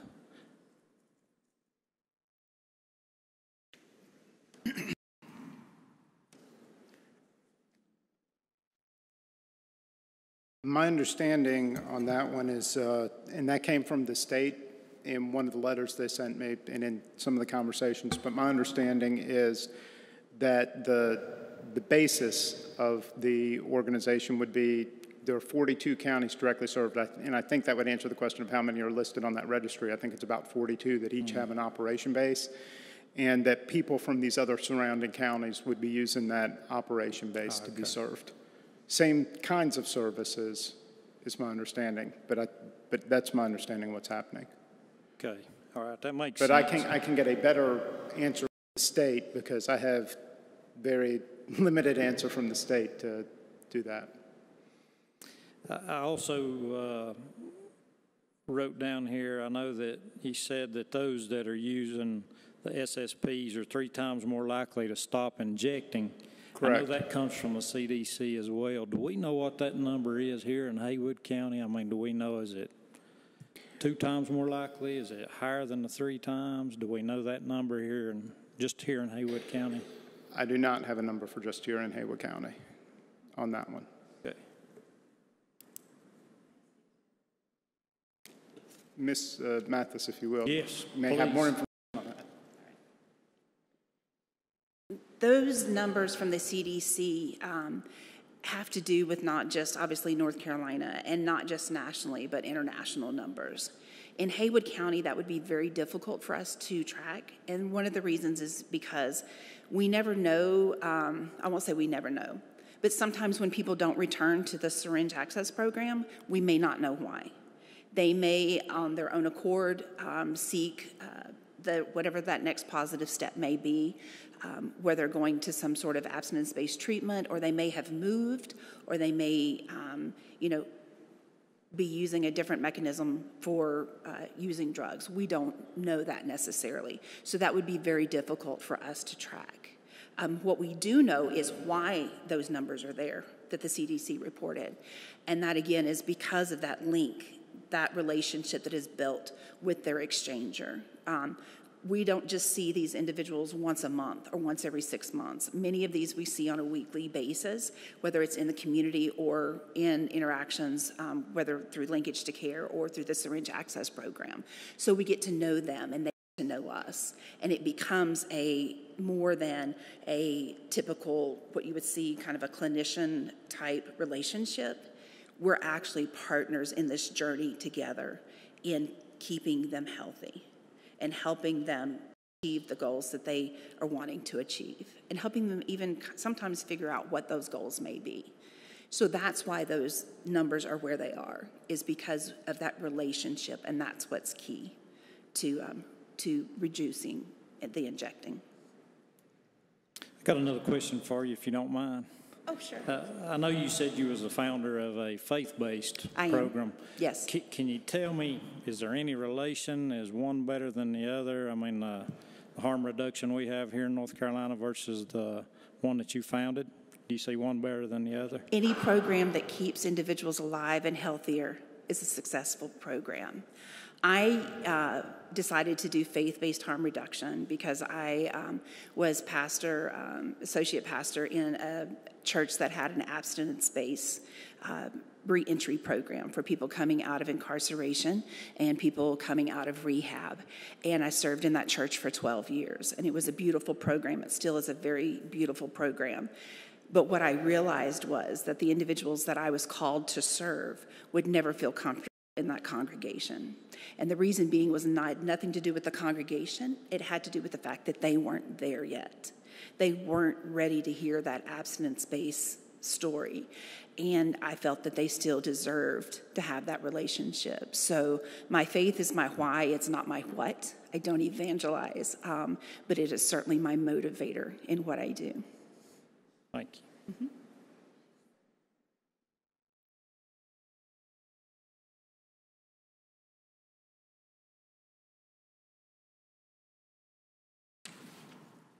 Does anybody else have any other questions?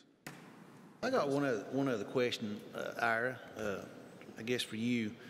When we got this report back earlier in the year for 2019, I noticed your numbers have been updated on today's overhead.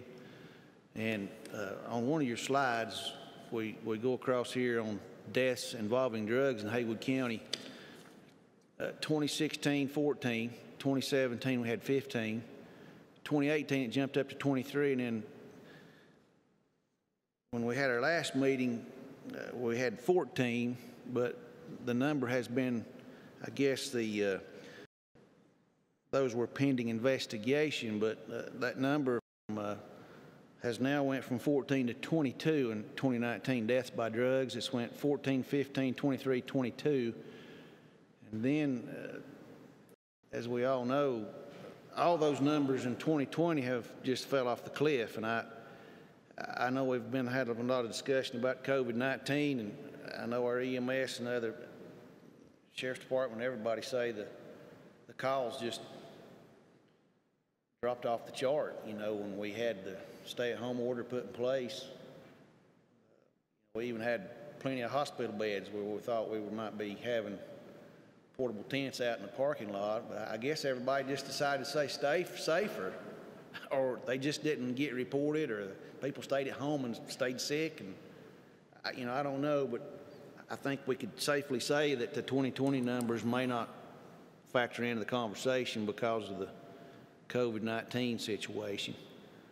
But do you have any idea why we went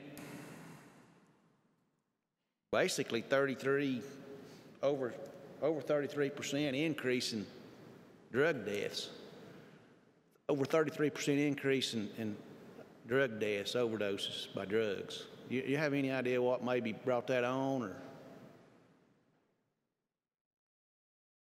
we went from 14 and 15 in 16 and 17 to 23, 22 in 2019. That's a 33%, maybe in excess increase. We have any idea why we did that?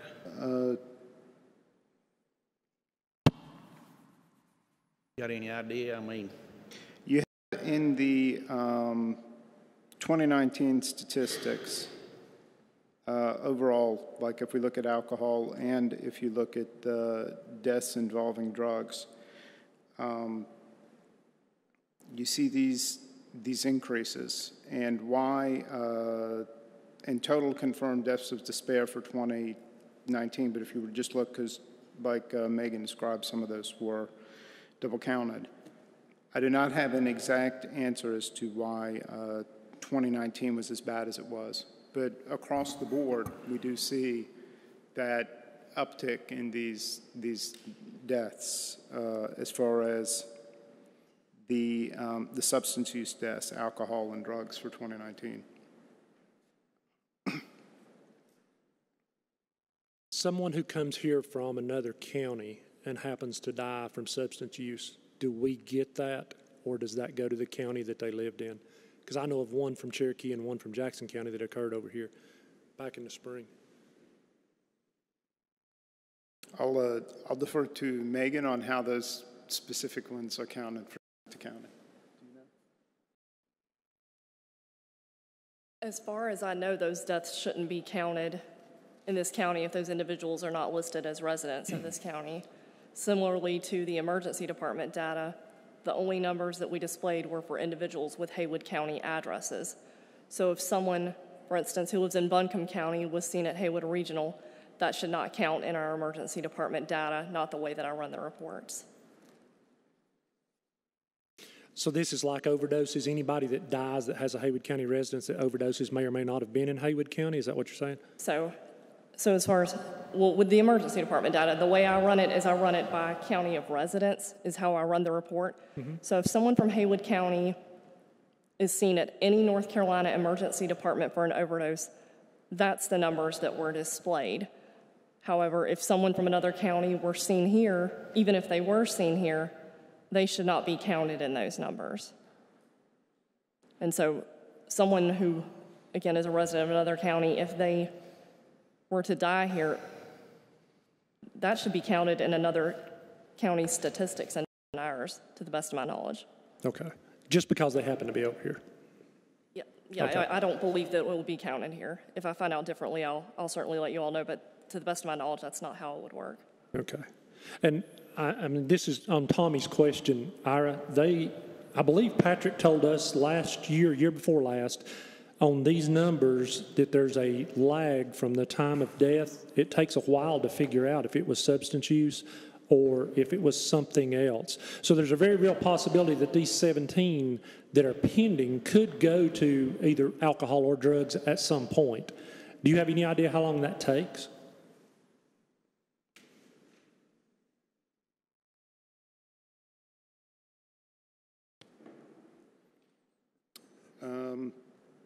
No.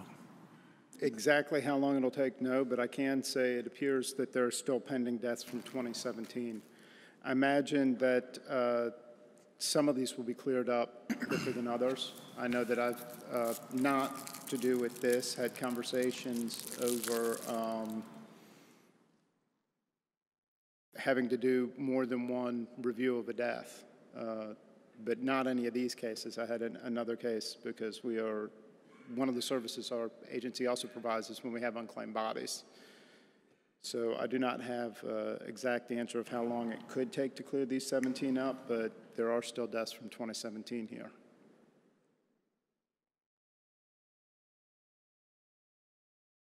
And these that we had for 18 and 19 will never be cleared up. 17, 18, and 19, those will never be cleared up and put where they really are. They'll always be a pending, more than likely.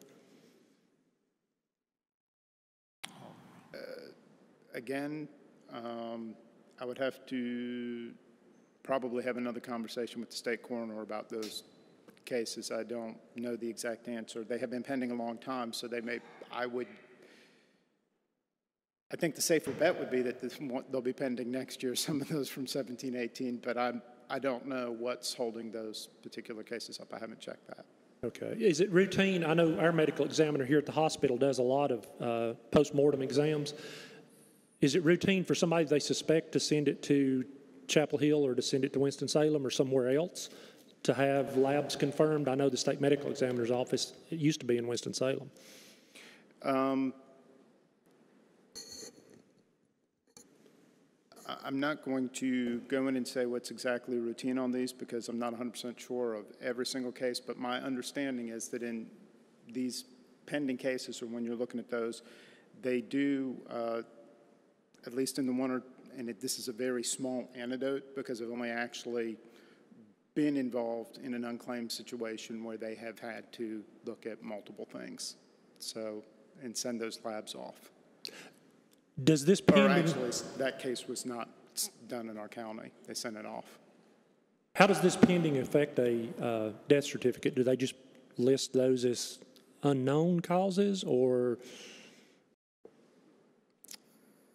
I have not looked at one of those certificates lately. My understanding is if it's pending, it's pending. They don't put the final cause. So until they clear it, it stays pending everywhere until they figure it out. So we would know if these were cleared at some point. We can double check. When they go off of the pending list, I believe we're supposed to go back and make note of that. But I can, again, follow up.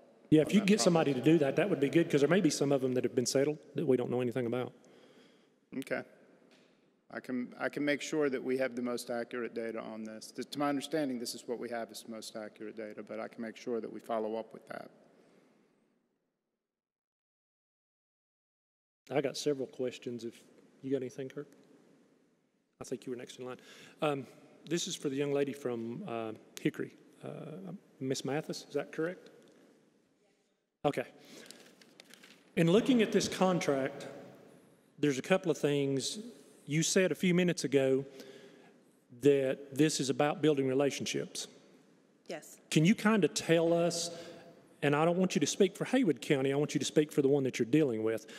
Tell us how you build those relationships so that the people do seek care at some point. My goal is not to build a relationship so they seek care. My goal is to build a relationship so that their life is extended. We celebrate if they seek care. I celebrate if they see the next day. I think that understanding what the concept of harm reduction and the philosophy of harm reduction is critical to this conversation. Again, as I said earlier, we are not about abstinence-based recovery, but we are also not anti-abstinence. We're pro-human, and so we're pro the human journey. That means that if someone comes to me and says, I'm living in this chaotic life and I don't have housing and I don't have custody of my kids, or I don't have food to eat, and I'm using substances this many times a day, and my life is just in chaos, then we say, well, what's your goal? And if they say to not be in chaos, then we say, and what does that look like? What do you think that would look like? We're not here to tell people that they need to be in abstinence-based recovery. Our goal is to say, what is your goal? And then how do we help you get there? So that being said, what does a productive relationship or a beneficial relationship look like? It is by individual. So it's on an individual case. This is not a black and white, thing. It's not cut and dry. It is up to that individual as to how much they're willing to invest, because we go all in as much as they will let us. So I have examples in my own personal work as a harm reductionist of meeting people who were injecting heroin more than 10 times a day. Eventually got to where they were no longer injecting. They got a medication-assisted treatment, started their path to medication-assisted recovery, attend an online medication-assisted recovery group, which is different. It's a 12-step program, but it's different than your traditional AA or NA. Regained custody of their child, now has a stable job, and is able to pay rent every month. That's a success story. But then I also have individuals who may be living in a tent who were able to get low-barrier Hep C treatment because they found out about it through that linkage to care for syringe exchange. They're still living in a tent. That's where they want to be. That's where they're comfortable right now, this station of life. But they've lessened their injection. They're only using clean supplies because they don't want to get Hep C again. And the reasoning behind that is because I beat it, I can beat this other, but it's going to take me a little bit longer. Both are successes, and we celebrate all of that. One led to abstinence base, one the individual is still using, but they both have healthier lives, and they're both still alive. So drawing a line in the sand and saying, this is when harm reduction works and when this is not when harm reduction works, really doesn't work as a philosophy, because that's not how we operate. And that's for harm reduction across the world. So in order for you to build this relationship, to try to help these people through all the needs and everything that they have, how often do you see them? It depends. So if we have an individual who has transportation issues, we may see them every 2 weeks. And again, I'm speaking for my own, right? I may see them every 3 weeks. Or if they're able to walk, I may see them on a weekly basis. It really depends. Some individuals who come to a syringe exchange program have diabetes, and we provide them insulin needles because they can't afford them. We have some people who come to our program who are on hormone replacement therapy and taking testosterone. They can't afford their needles, or they don't like the needles that they've been prescribed. Now, those aren't illicit drug users, but they're still part of our syringe exchange program. They're part of the community, and we serve them. So those individuals we may only see once a month. It varies by individual. Some folks we may see every week for 3 or 4 months, and then we may see them once a month. Their housing may have changed, their employment, their transportation needs may have changed, and we know in rural communities, transportation is a huge barrier to care. We may have people who become abstinents and then reinitiate use and then go back to an abstinence base. So all of that varies. There's not just a cut and dried answer. If anything, harm reduction is not cut and dried. It really does vary. So I was in Frog Level just a short time ago, and there was a gentleman down there at 9 o'clock in the morning that was drinking a beer, a big one. We're focusing on the needles and getting access to care for people that are needing the needles for drugs, okay? And I say that to say, how do we build a relationship with an alcoholic, which obviously alcoholism kills more people in Haywood County than drugs do? How do we build a relationship with that person that doesn't use a needle, but they inhale? But they inhale? Mm-hmm. They burn it. They smoke it. So we work with people who have various degrees and various focuses of substance use disorder.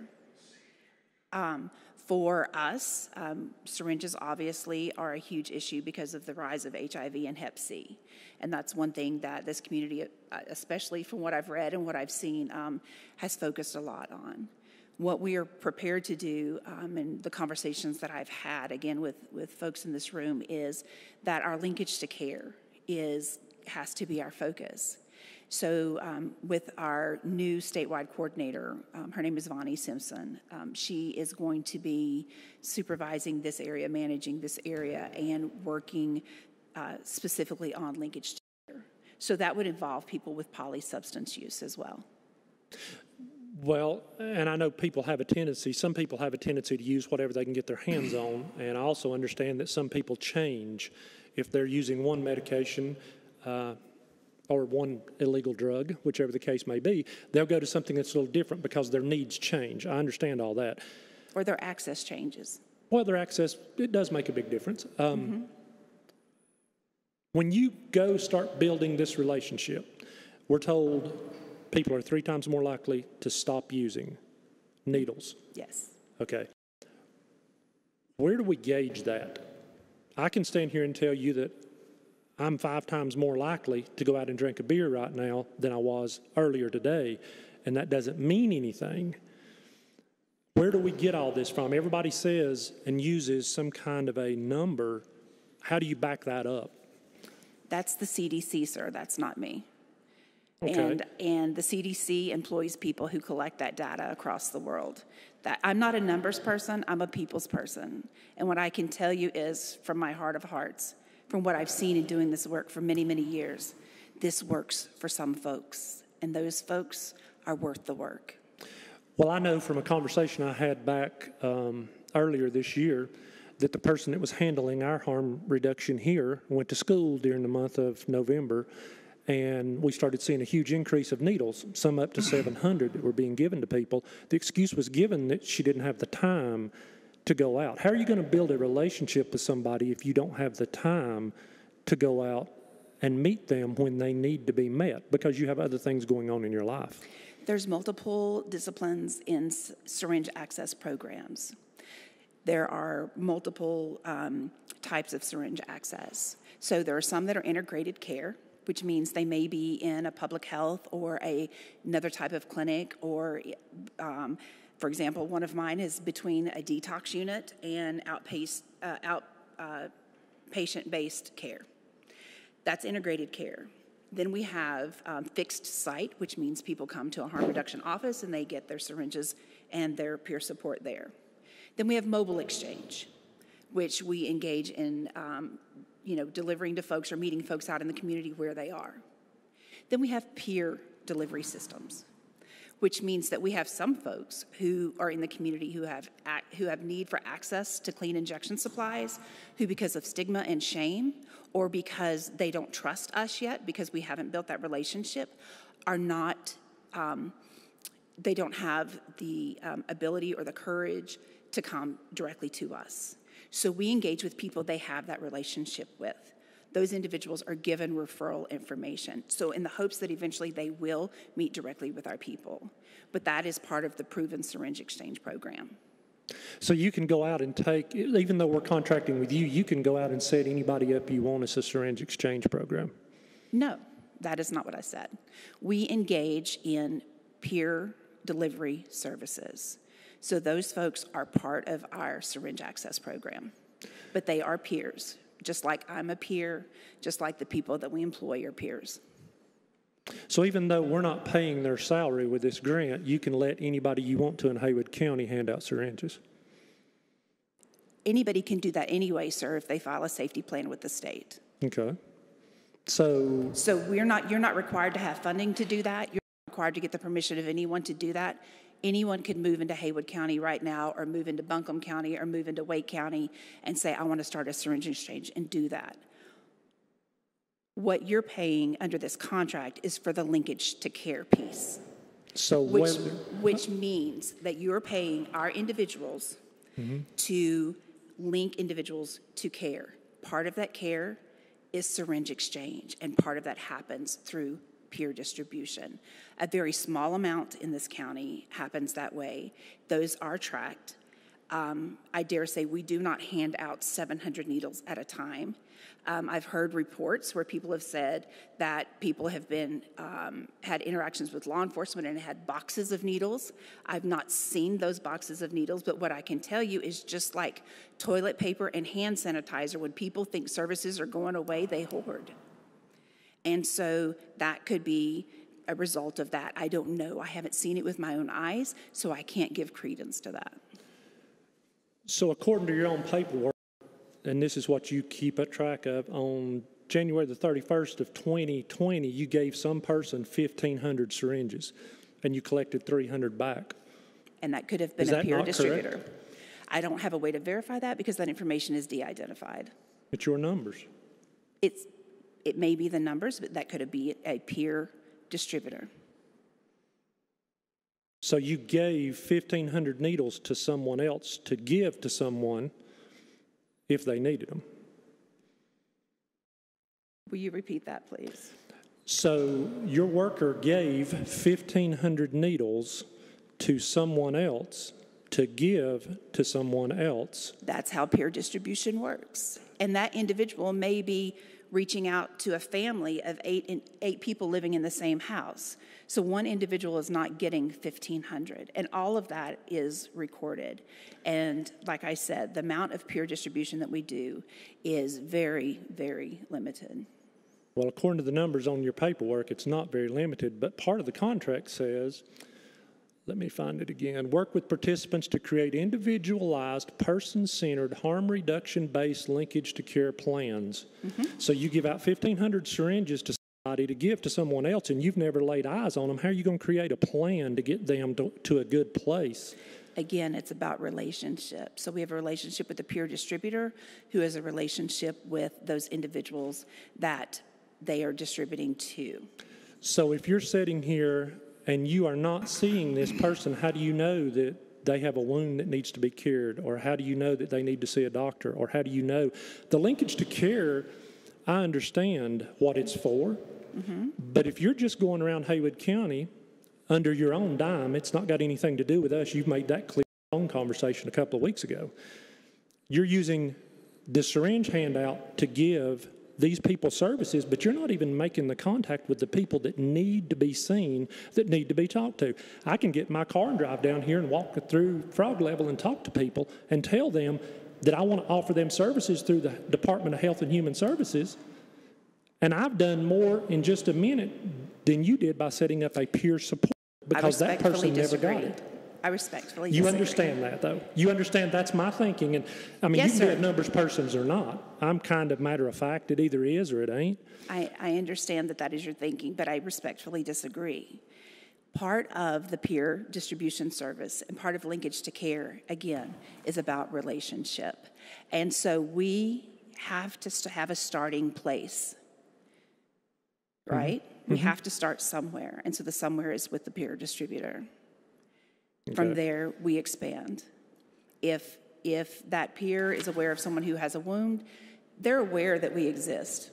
Individuals in the community are aware that we exist. But because of stigma and because of shame, many times they're scared to come to us. Stigma and shame are a barrier to care.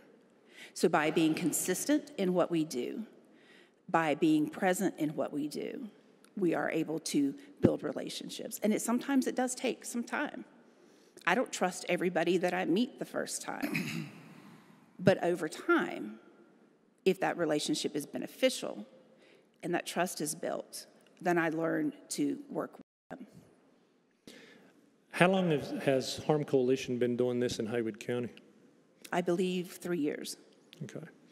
Part of the contract also says create new partnerships with healthcare and social service providers in Haywood County as needed. But yet the paperwork that I was given says that there were no referrals from Haywood Regional Medical Center on overdoses from December the 1st through April the 30th for the last 5 months. Okay. Yet there were 23 that went to the hospital. Okay. We got none of those. EMS hauled another 13 overdoses to a hospital somewhere, and we have none of those people. They didn't come into this system according to the paperwork that's here. Okay. There are multiple agencies that we make referrals to. And again, it is based on what that individual expresses. If the individual does not express a desire to be linked to social services, they simply want food, then we can link them to someone who can provide food. It is up to that individual. We are not required to provide linkage to care for every one of those agencies with every person that we make. Now, we can make a referral, and Ira made the distinction between the linkage to care and the referral. And we do have handouts that we give with every exchange, and that is required by the state that we make a referral with every exchange. So even our peer distributors have that referral information to pass along to the people that they are in contact with. But the referral and the linkage to care is different. I can give somebody the information for social services, for public health, for, I think, Catherine's House, for Salvation Army, for whatever resources you have here. But that doesn't mean that that's what that person wants. And it's not up to me to tell them what they need. They tell me what they want, and that's where the linkage happens. I can understand that. But part of this is building relationships. According to the state contract that we signed for the linkage of care, it expresses in there that EMS would be the front leader, or we could choose to partner and create a response team for overdoses. Mm-hmm. Apparently that hasn't been done. If this has been going on for 3 years, but we're getting no referrals out of Haywood Regional Medical Center, EMS has transported 13 people to a hospital somewhere, and none of these people were referred to harm reduction. Where's the success? That's who we're supposed to be doing this for, is to reach those people. I think that would be a question overdose. for the hospital and not for us, because we're available. But if the patient doesn't want to be referred to us, then because of HIPAA, that information cannot be passed along to us. I agree, and they can't pass it on, but I've known nurses, I've been in that field a long time, and nurses will do anything that's possible to help their patients, and doctors will do anything that's possible to help their patients. They see the same people a lot of times. It may not mean they've seen the same overdose people. But if we're not getting the referrals, there's a failure on the ground here to make those connections. Jessie Lee stood in front of us on numerous occasions, and she's talked about going and meeting with people and talking to people. And the first time I met her, she talked about going to the hospital because somebody was in some kind of a crisis at that point, and she needed to go interact with them. There was a connection at some point, but that connection is gone. Just like handing out the needles to a total stranger so that they can decide who the linkage of care. Why am I not paying that person that got 1,500 syringes instead of paying this other one? That individual is not a stranger to us. As I've explained, they are part of our program as a peer distributor. Second of all, Jessie Lee is no longer with our organization, so there's really no point in talking about that. I don't want to be confrontational. What we're looking at is moving forward with this new contract with a focus on linkage to care. And so what I have committed to doing is to making sure that Vonnie Simpson, our statewide linkage to care coordinator, focuses on Haywood County to rebuild, repair, and really kind of grow relationships here. And I remember one of the first meetings that I had, the person that you don't want to talk about stood in there and said the last person that was doing this failed. They dropped the ball. He, and I don't know who he was, did not do his job. I'm here to do a better job. I've been sitting here 1.5 years. By your own admission, you've been here 3 years, and we've had 2 failures. So far, you haven't given me a reason to continue with Harm Coalition. You can hand out the needles in Haywood County, whether I agree to let you have the contract or not. I don't interfere with syringe exchange. You've made that very clear. All I'm doing is linkage to care.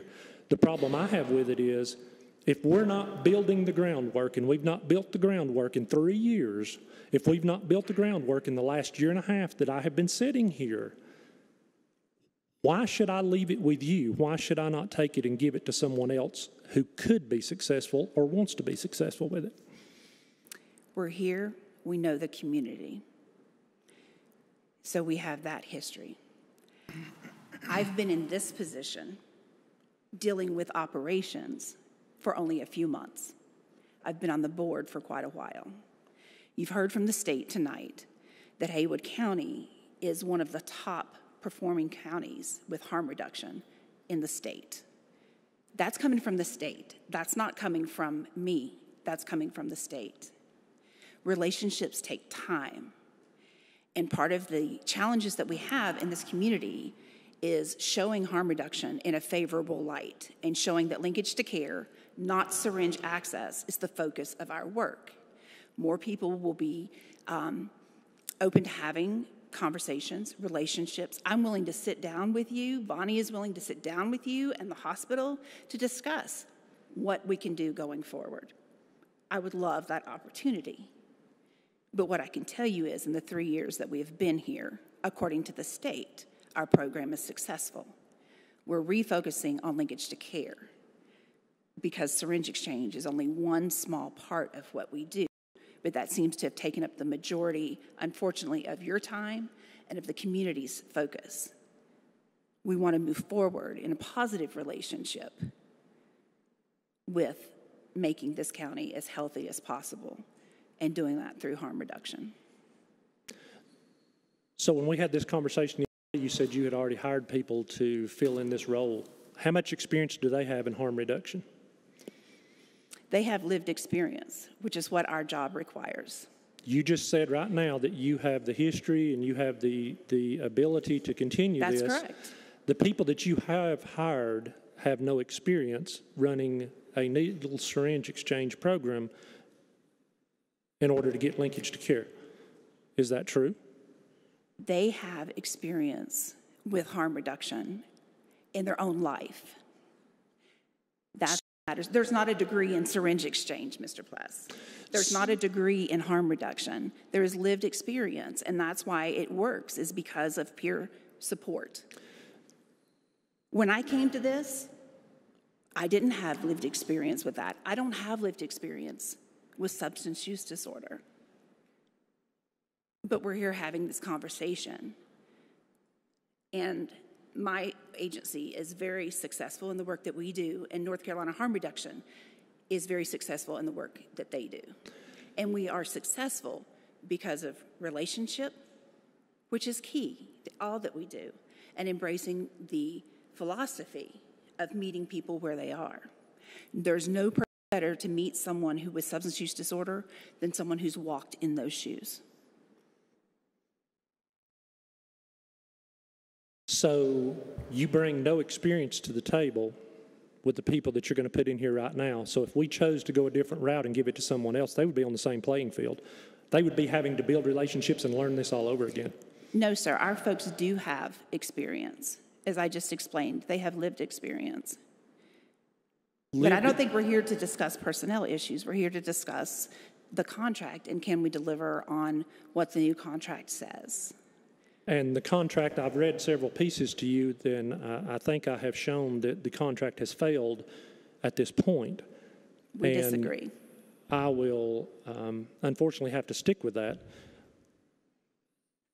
I just don't think you've given me a reason to believe that staying with North Carolina Harm Reduction is the way to benefit Haywood County. You can't, if you were bringing somebody in here that had 2 years, a year of syringe exchange experience and knew how to link people to care, that might push me over the fence. Contrary to popular belief, it's not a matter of going after you, and it's not a matter of going after your organization. We have about 2.5 years left on this grant. Mm-hmm. Now, syringe can happen whether I agree or whether I disagree with it. We've already established that. I'm more concerned with these people getting the linkages that we're being promised. The numbers that are here for the numbers of needles that we're handing out, I would see a lot more people, I would think, reaching care. We have 113 participants that are in the middle of all of this. Those 113 participants, I get it.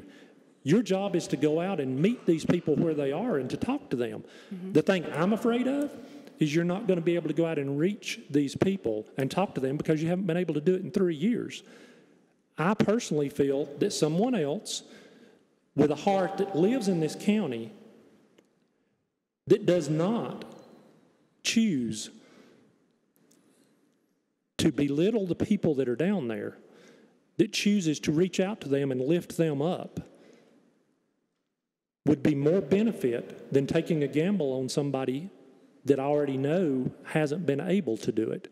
Everybody keeps trying to say that I look down on people, and keep trying to say that it's really difficult to look at these people in a different light. That's not the case. The case is that fellow that was sitting down there with a beer on the sidewalk at 9 o'clock in the morning needs to know that there's another way around it. Handing him a needle's not going to do it, but the focus has been for 3 years, from what I can see, handing out needles and talking to people and trying to get them into stuff. You can't reach him. He has a substance use disorder. It's alcohol, but we've overlooked him. We have a lot of people out here that have a lot of issues, and we brought a lot of people into this community. How that's happened, we don't know yet. The citizens of Haywood County deserve an opportunity to do something with this. I just can't support without knowing exactly how we're going to do this and that the people know what they're doing. I can't stand behind you. I'm only one. I was hoping whenever they said that you were going to be here today that you had changed your demeanor from when we had our phone conversation, and you had a lot of information that you were going to give me. You were going to show me that you could handle this job. And I'm sorry, you just didn't do it. Again, we can disagree. I would like to give you some additional information. Last year, I gave you the statistics. For 2018, 2019, I'm going to make sure I get the year right. We encountered 65 individuals, and we had 85 linkages to care. That's over 100% if you look at the report we turned into the state, because we had multiple linkages to care. Again, harm reduction looks different for each person. Linkage to care looks different for each person. This isn't about numbers, it's about people. And the individual that was on the corner, if he came to us, we would do everything we could to link him to care. There are other agencies here that would do things to help provide sober living if that's what he wanted. And if he came to us and said he wanted sober living, we would help link him to care. Linkage to care looks different. You can't quantify it with numbers. We can give you individuals that we serve. We can tell you how many links we made. We can't always tell you the successes because we don't follow it that far because we're not able to because of HIPAA. That's just the bottom line for that. The state has said that we are superior in the work that we do here. The people that run our syringe exchange do have more experience than just a few months. I'm not sure which individual you were speaking of, but everybody who works for us has lived experience and understands linkage to care because they themselves have been linked to care at one point. I appreciate your time, and I appreciate you listening to me, and I appreciate the conversation. And I hope, Mr. Pless, that you understand that I'm not trying to be confrontational. I want us to be able to work together. I came up here tonight because harm reduction is my passion. I receive no compensation from the North Carolina Harm Reduction Coalition for the work that I do as interim ED or as board chair. I am here because I love people. And you obviously love people because you're serving them in your position. I would love to sit down with you and with the hospital or EMS or IRA or whoever we need to, and Vonnie, our linkage to care manager, and begin working on that plan together and hear ideas that you have. Thank you very much. Does anybody have any other questions? Commissioners? I don't have any more questions. Are we ready to? I don't have any more questions. Are we ready to move forward with it?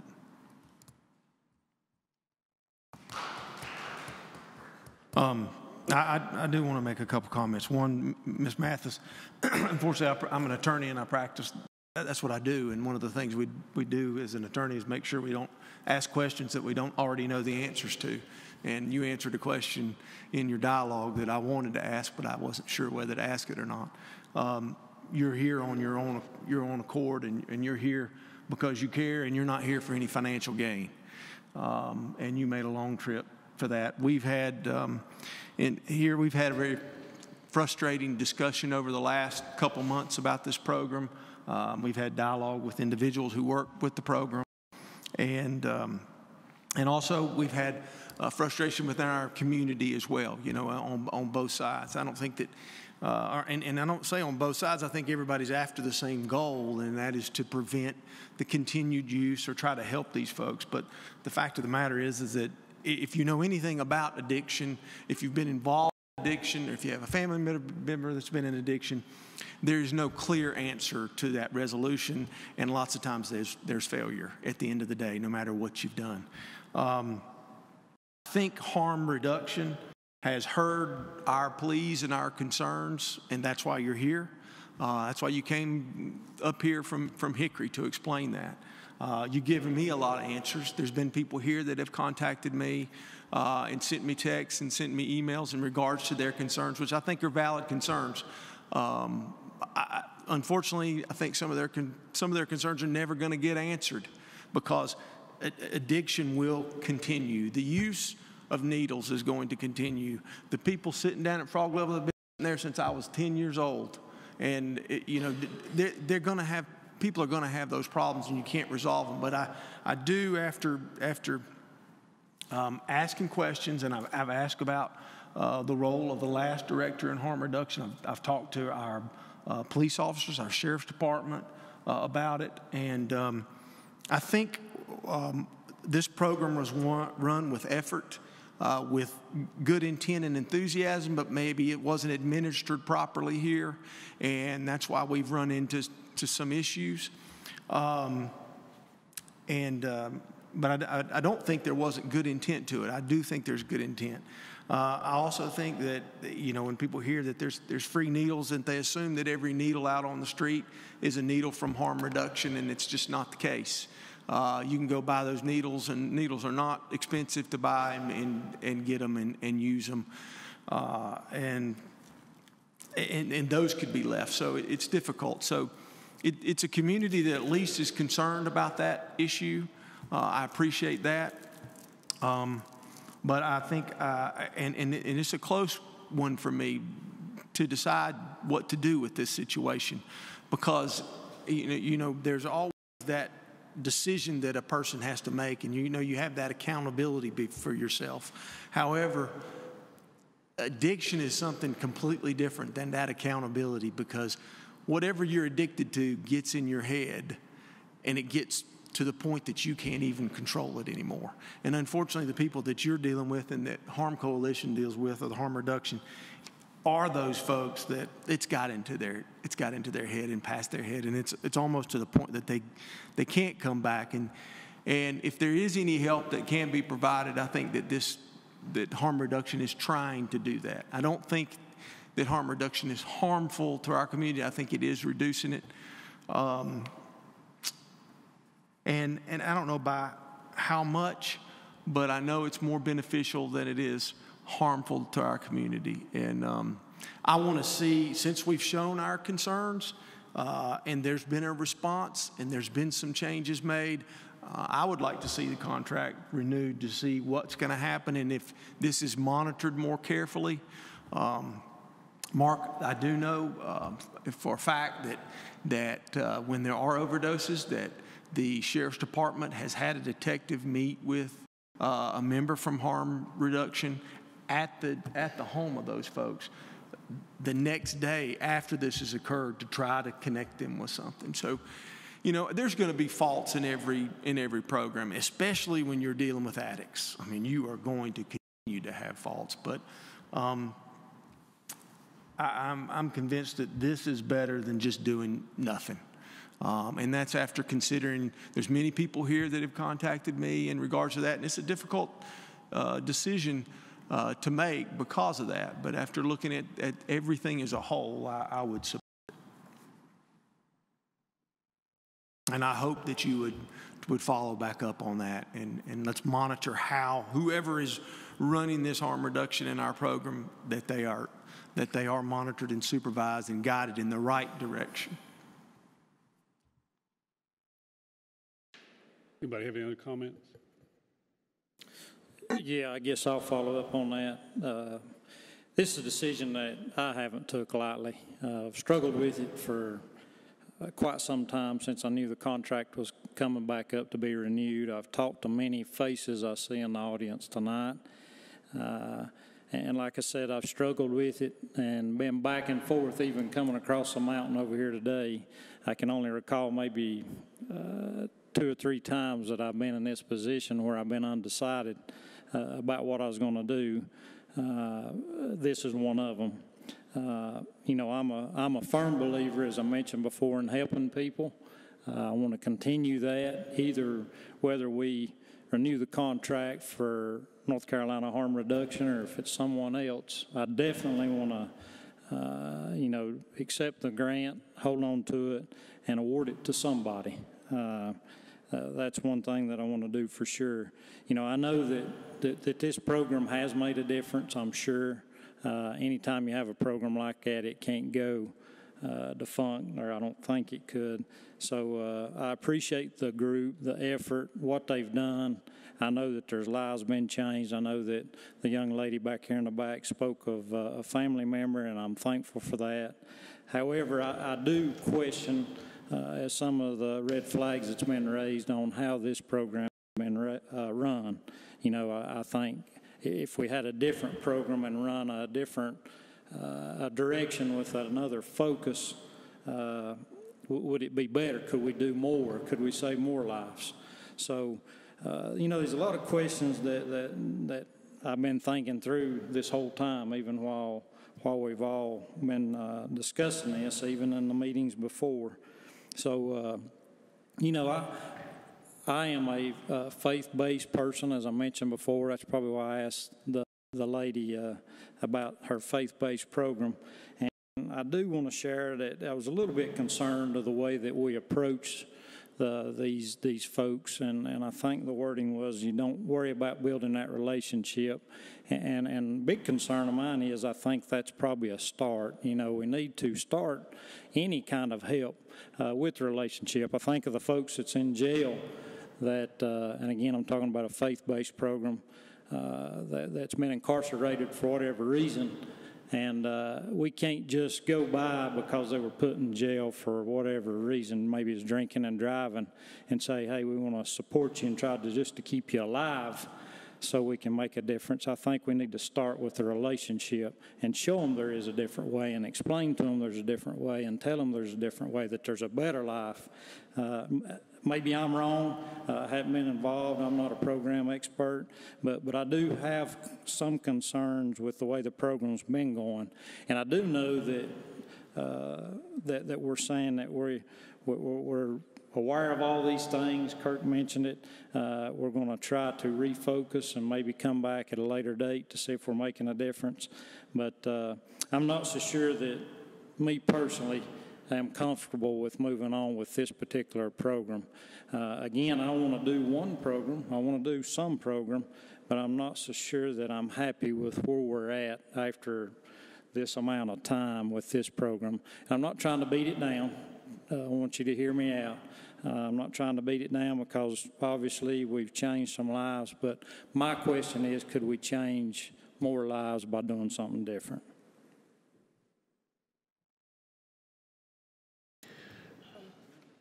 Well, I will say, you know, I don't know if this correlates with anything about this CARE program, but our numbers, you know, and I said this 2 years ago, you know, I want to see some results. And I see a 33% increase in our drug overdose deaths. And I don't know what all that could be attributed to. Maybe we've got a higher strain of heroin or a higher strain of some substances come into our county. I don't know that it's a direct reflection on this particular program. And I don't hear anybody here saying they're not against helping people. I don't hear anybody say that.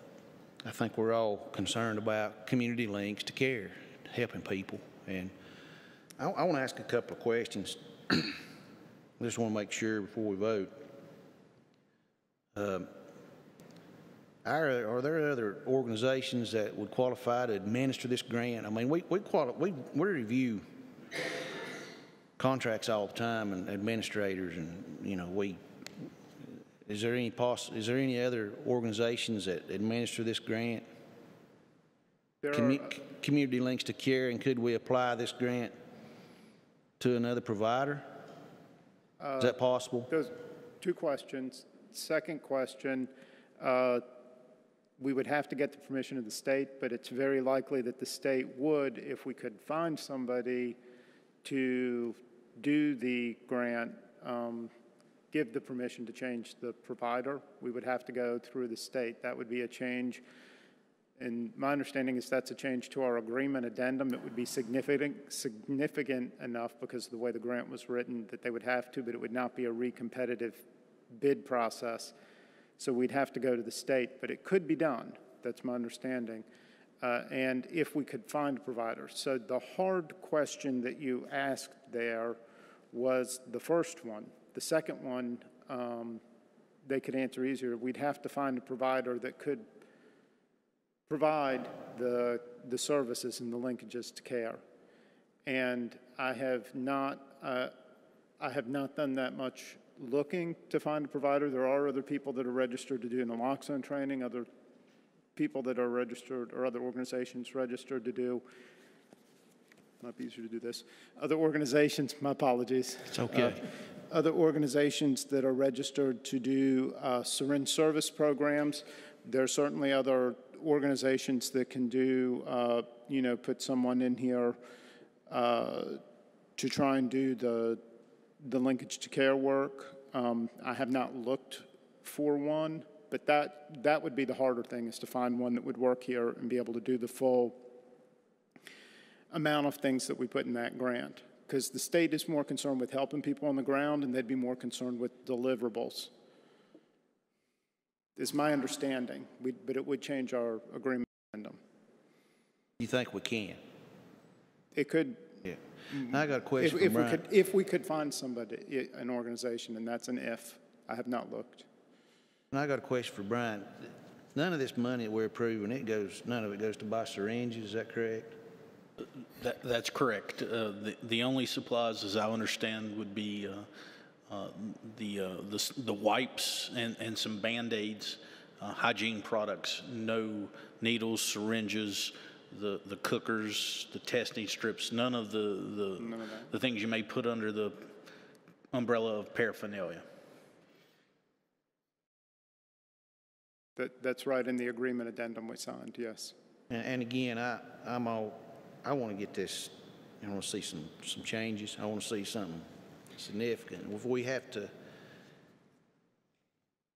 as I said before, I think it's going to take a multifaceted effort. This is a great thing that we need to do. We need to help folks, and we need to work on the other end too, the courts, judicial system, and you know, law enforcement, and we're losing too many people. We've had a 33% increase in deaths, and I don't think anybody here can be happy about that. No. We went from 14 to 16 to 23 and 22. And, you know, I'm interested in doing better.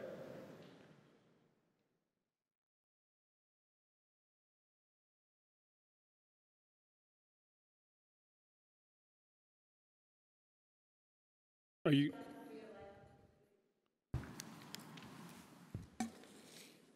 done, Tom? Yes, sir. Oh, okay. Okay, so, well, I basically kind of follow the evidence, and y'all know I'm pretty analytical, and I did have some questions until I got the email from the state, and they're real pleased with the program.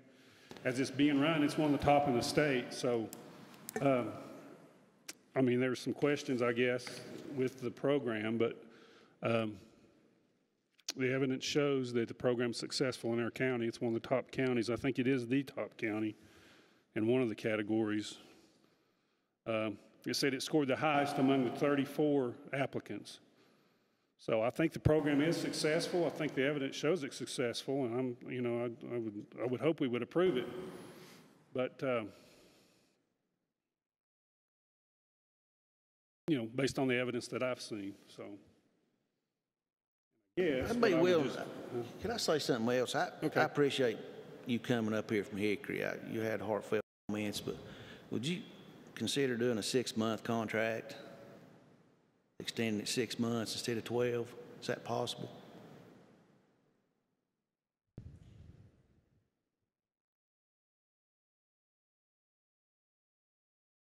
Might be putting you on the spot. I'm sorry. You may have to think about that.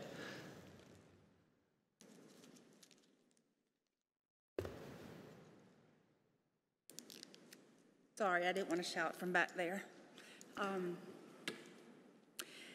I would be willing to do a 6-month contract with quarterly reports to the board.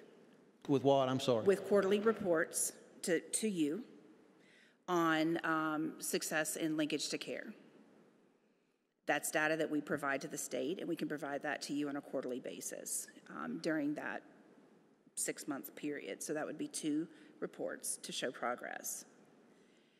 What I would like to see from that is that that we work with someone from the commissioners to make sure that Vonnie understands what your goals are as linkage to care and what our goals are for linkage to care, so that we have that mutual working relationship to go through this. Because as long as we continue to do this work and we're making changes, if we're not working together, then that's not going to be beneficial to what your desired outcome is. For me, all the overdoses that were reversed is success. But I understand that you're looking for a different type of data, and that data is outlined in the contract. So we could do 6 months for a trial run, if you will, for the next 6 months. But I want to make sure that we can partner with someone from the county commissioners so that we're working closely with them so they can see what we're doing.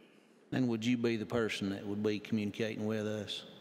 Actually, Vonnie Simpson, who's the linkage to care manager, would be here, but I'm happy to come and be here on the report nights.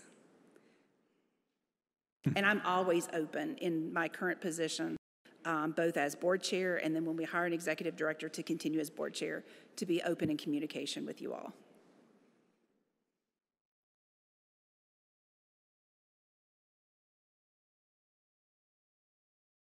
I have a question for Ira.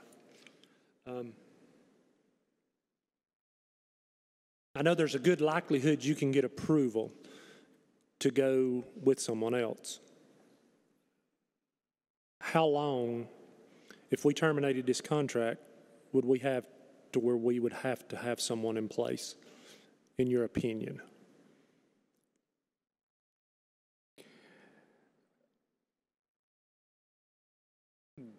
Given the, I don't think you would want to wait long. I think finding the right fit for whatever the matchup is that has the right skill set is going to be the main time factor. I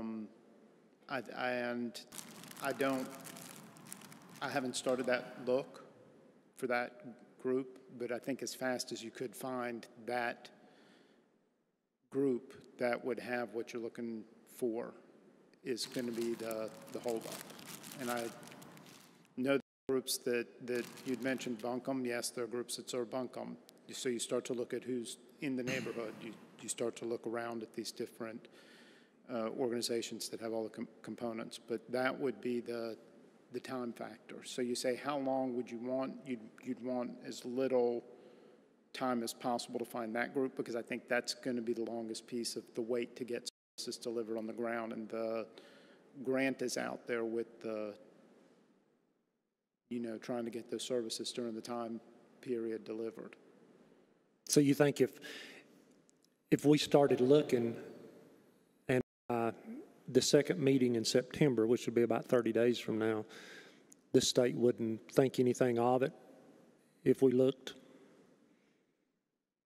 And by what you say, we may not find anybody else out there. That to me However, is, I don't know. I think your questions, I think you have to find that person. So obviously we would have time to find somebody else. Do I think that they would say you only have 30 days to find somebody else? That's not the sense that I got or would get. You know, that's not what I think would happen. I think we would have to find somebody. We're under an obligation with an agreement addendum to the state to either hire 2 people ourselves, basically, or find 1.5 people, or find a contractor who will do these services. So that's an agreement addendum that we have to do. We got some grace because of COVID with the time period before. So, I mean, to speculate there, that's something we'd speculate. But you don't think they would think anything of it if we found another option and could be ready by the second meeting in September? This is a pure guess on my part because I'm not the one who'd finalize it from theirs, but I think if you had another option in place by September, would the state be willing to do that? They would have to take their time. I believe it would be, because this grant specifically mentioned the Harm Reduction Coalition. We'd have to change that agreement addendum, and that would be on them. That would be on the state to change that. But I don't, you know, I think that would be something that would have to be done. But I haven't looked for another, I haven't looked for another outfit at this time to serve the contract.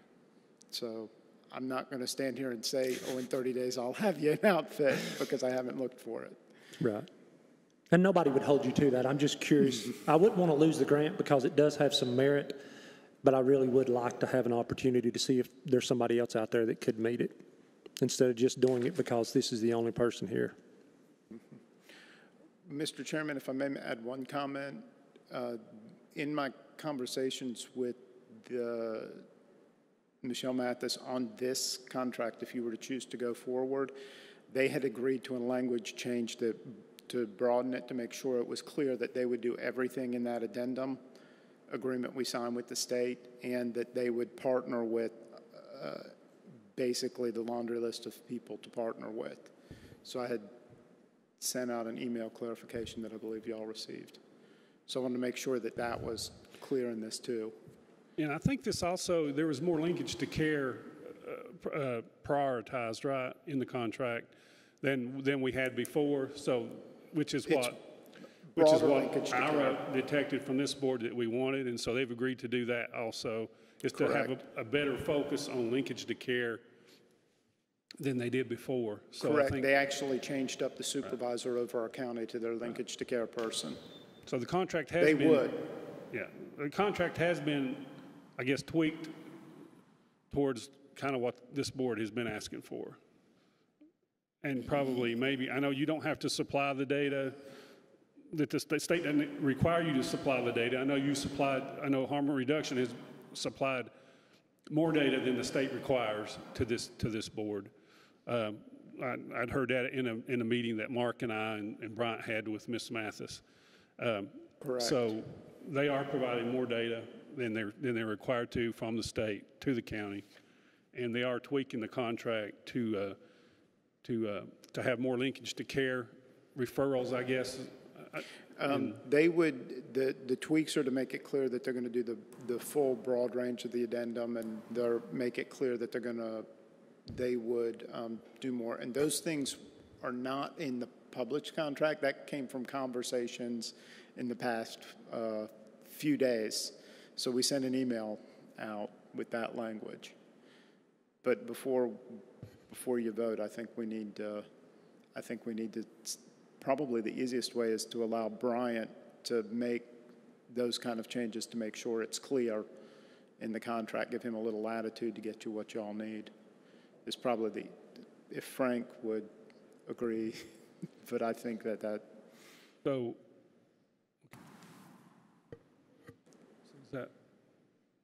I guess it's hard for me to hear up there. I'm sorry, Ira. So do we want to vote on this with the 6 month? Is that what you're saying, or are you saying you're going to change something? Mr. Chairman, I'd entertain voting to approve the contract for 6 months with quarterly updates and go from there. Second. Okay, any other discussion?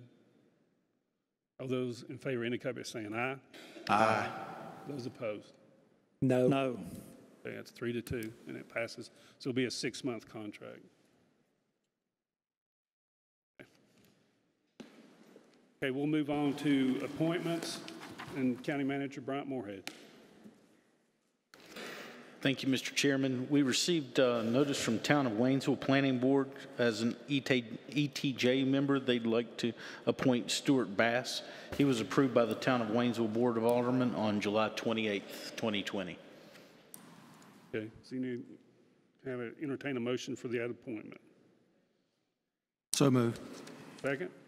Second. Okay, all those in favor indicate by saying aye. Aye. Okay, anyone opposed? That's unanimous. Okay, we'll move. Our next order of business is, I want to remind everybody that our next meeting will be the first Tuesday, or no, I'm sorry, it'll be on Tuesday, September 8th, after Labor Day at 9 a.m. in this chambers. Will be our next meeting because of the Labor Day holidays. And I wanted to say that for everybody got gone. Okay, then our next order of business is closed session, personnel, and 143-318. Entertain a motion that we go into closed session. So moved. Is there a second? Second. Okay, all those in favor indicate by saying aye. Aye. Okay. And then we'll be in closed session when we enter the chambers in the back. We're back from closed session, and does anybody have any other business before the board? Hearing none, I'll entertain a motion we adjourn. So moved. Is there a second? Second. All in favor indicate by saying aye. Aye. Aye. Okay, we're adjourning. Everybody stay safe out there. Thank you. I gotta get these in. That's your dog. Yeah, that's all good. I didn't know. I was like,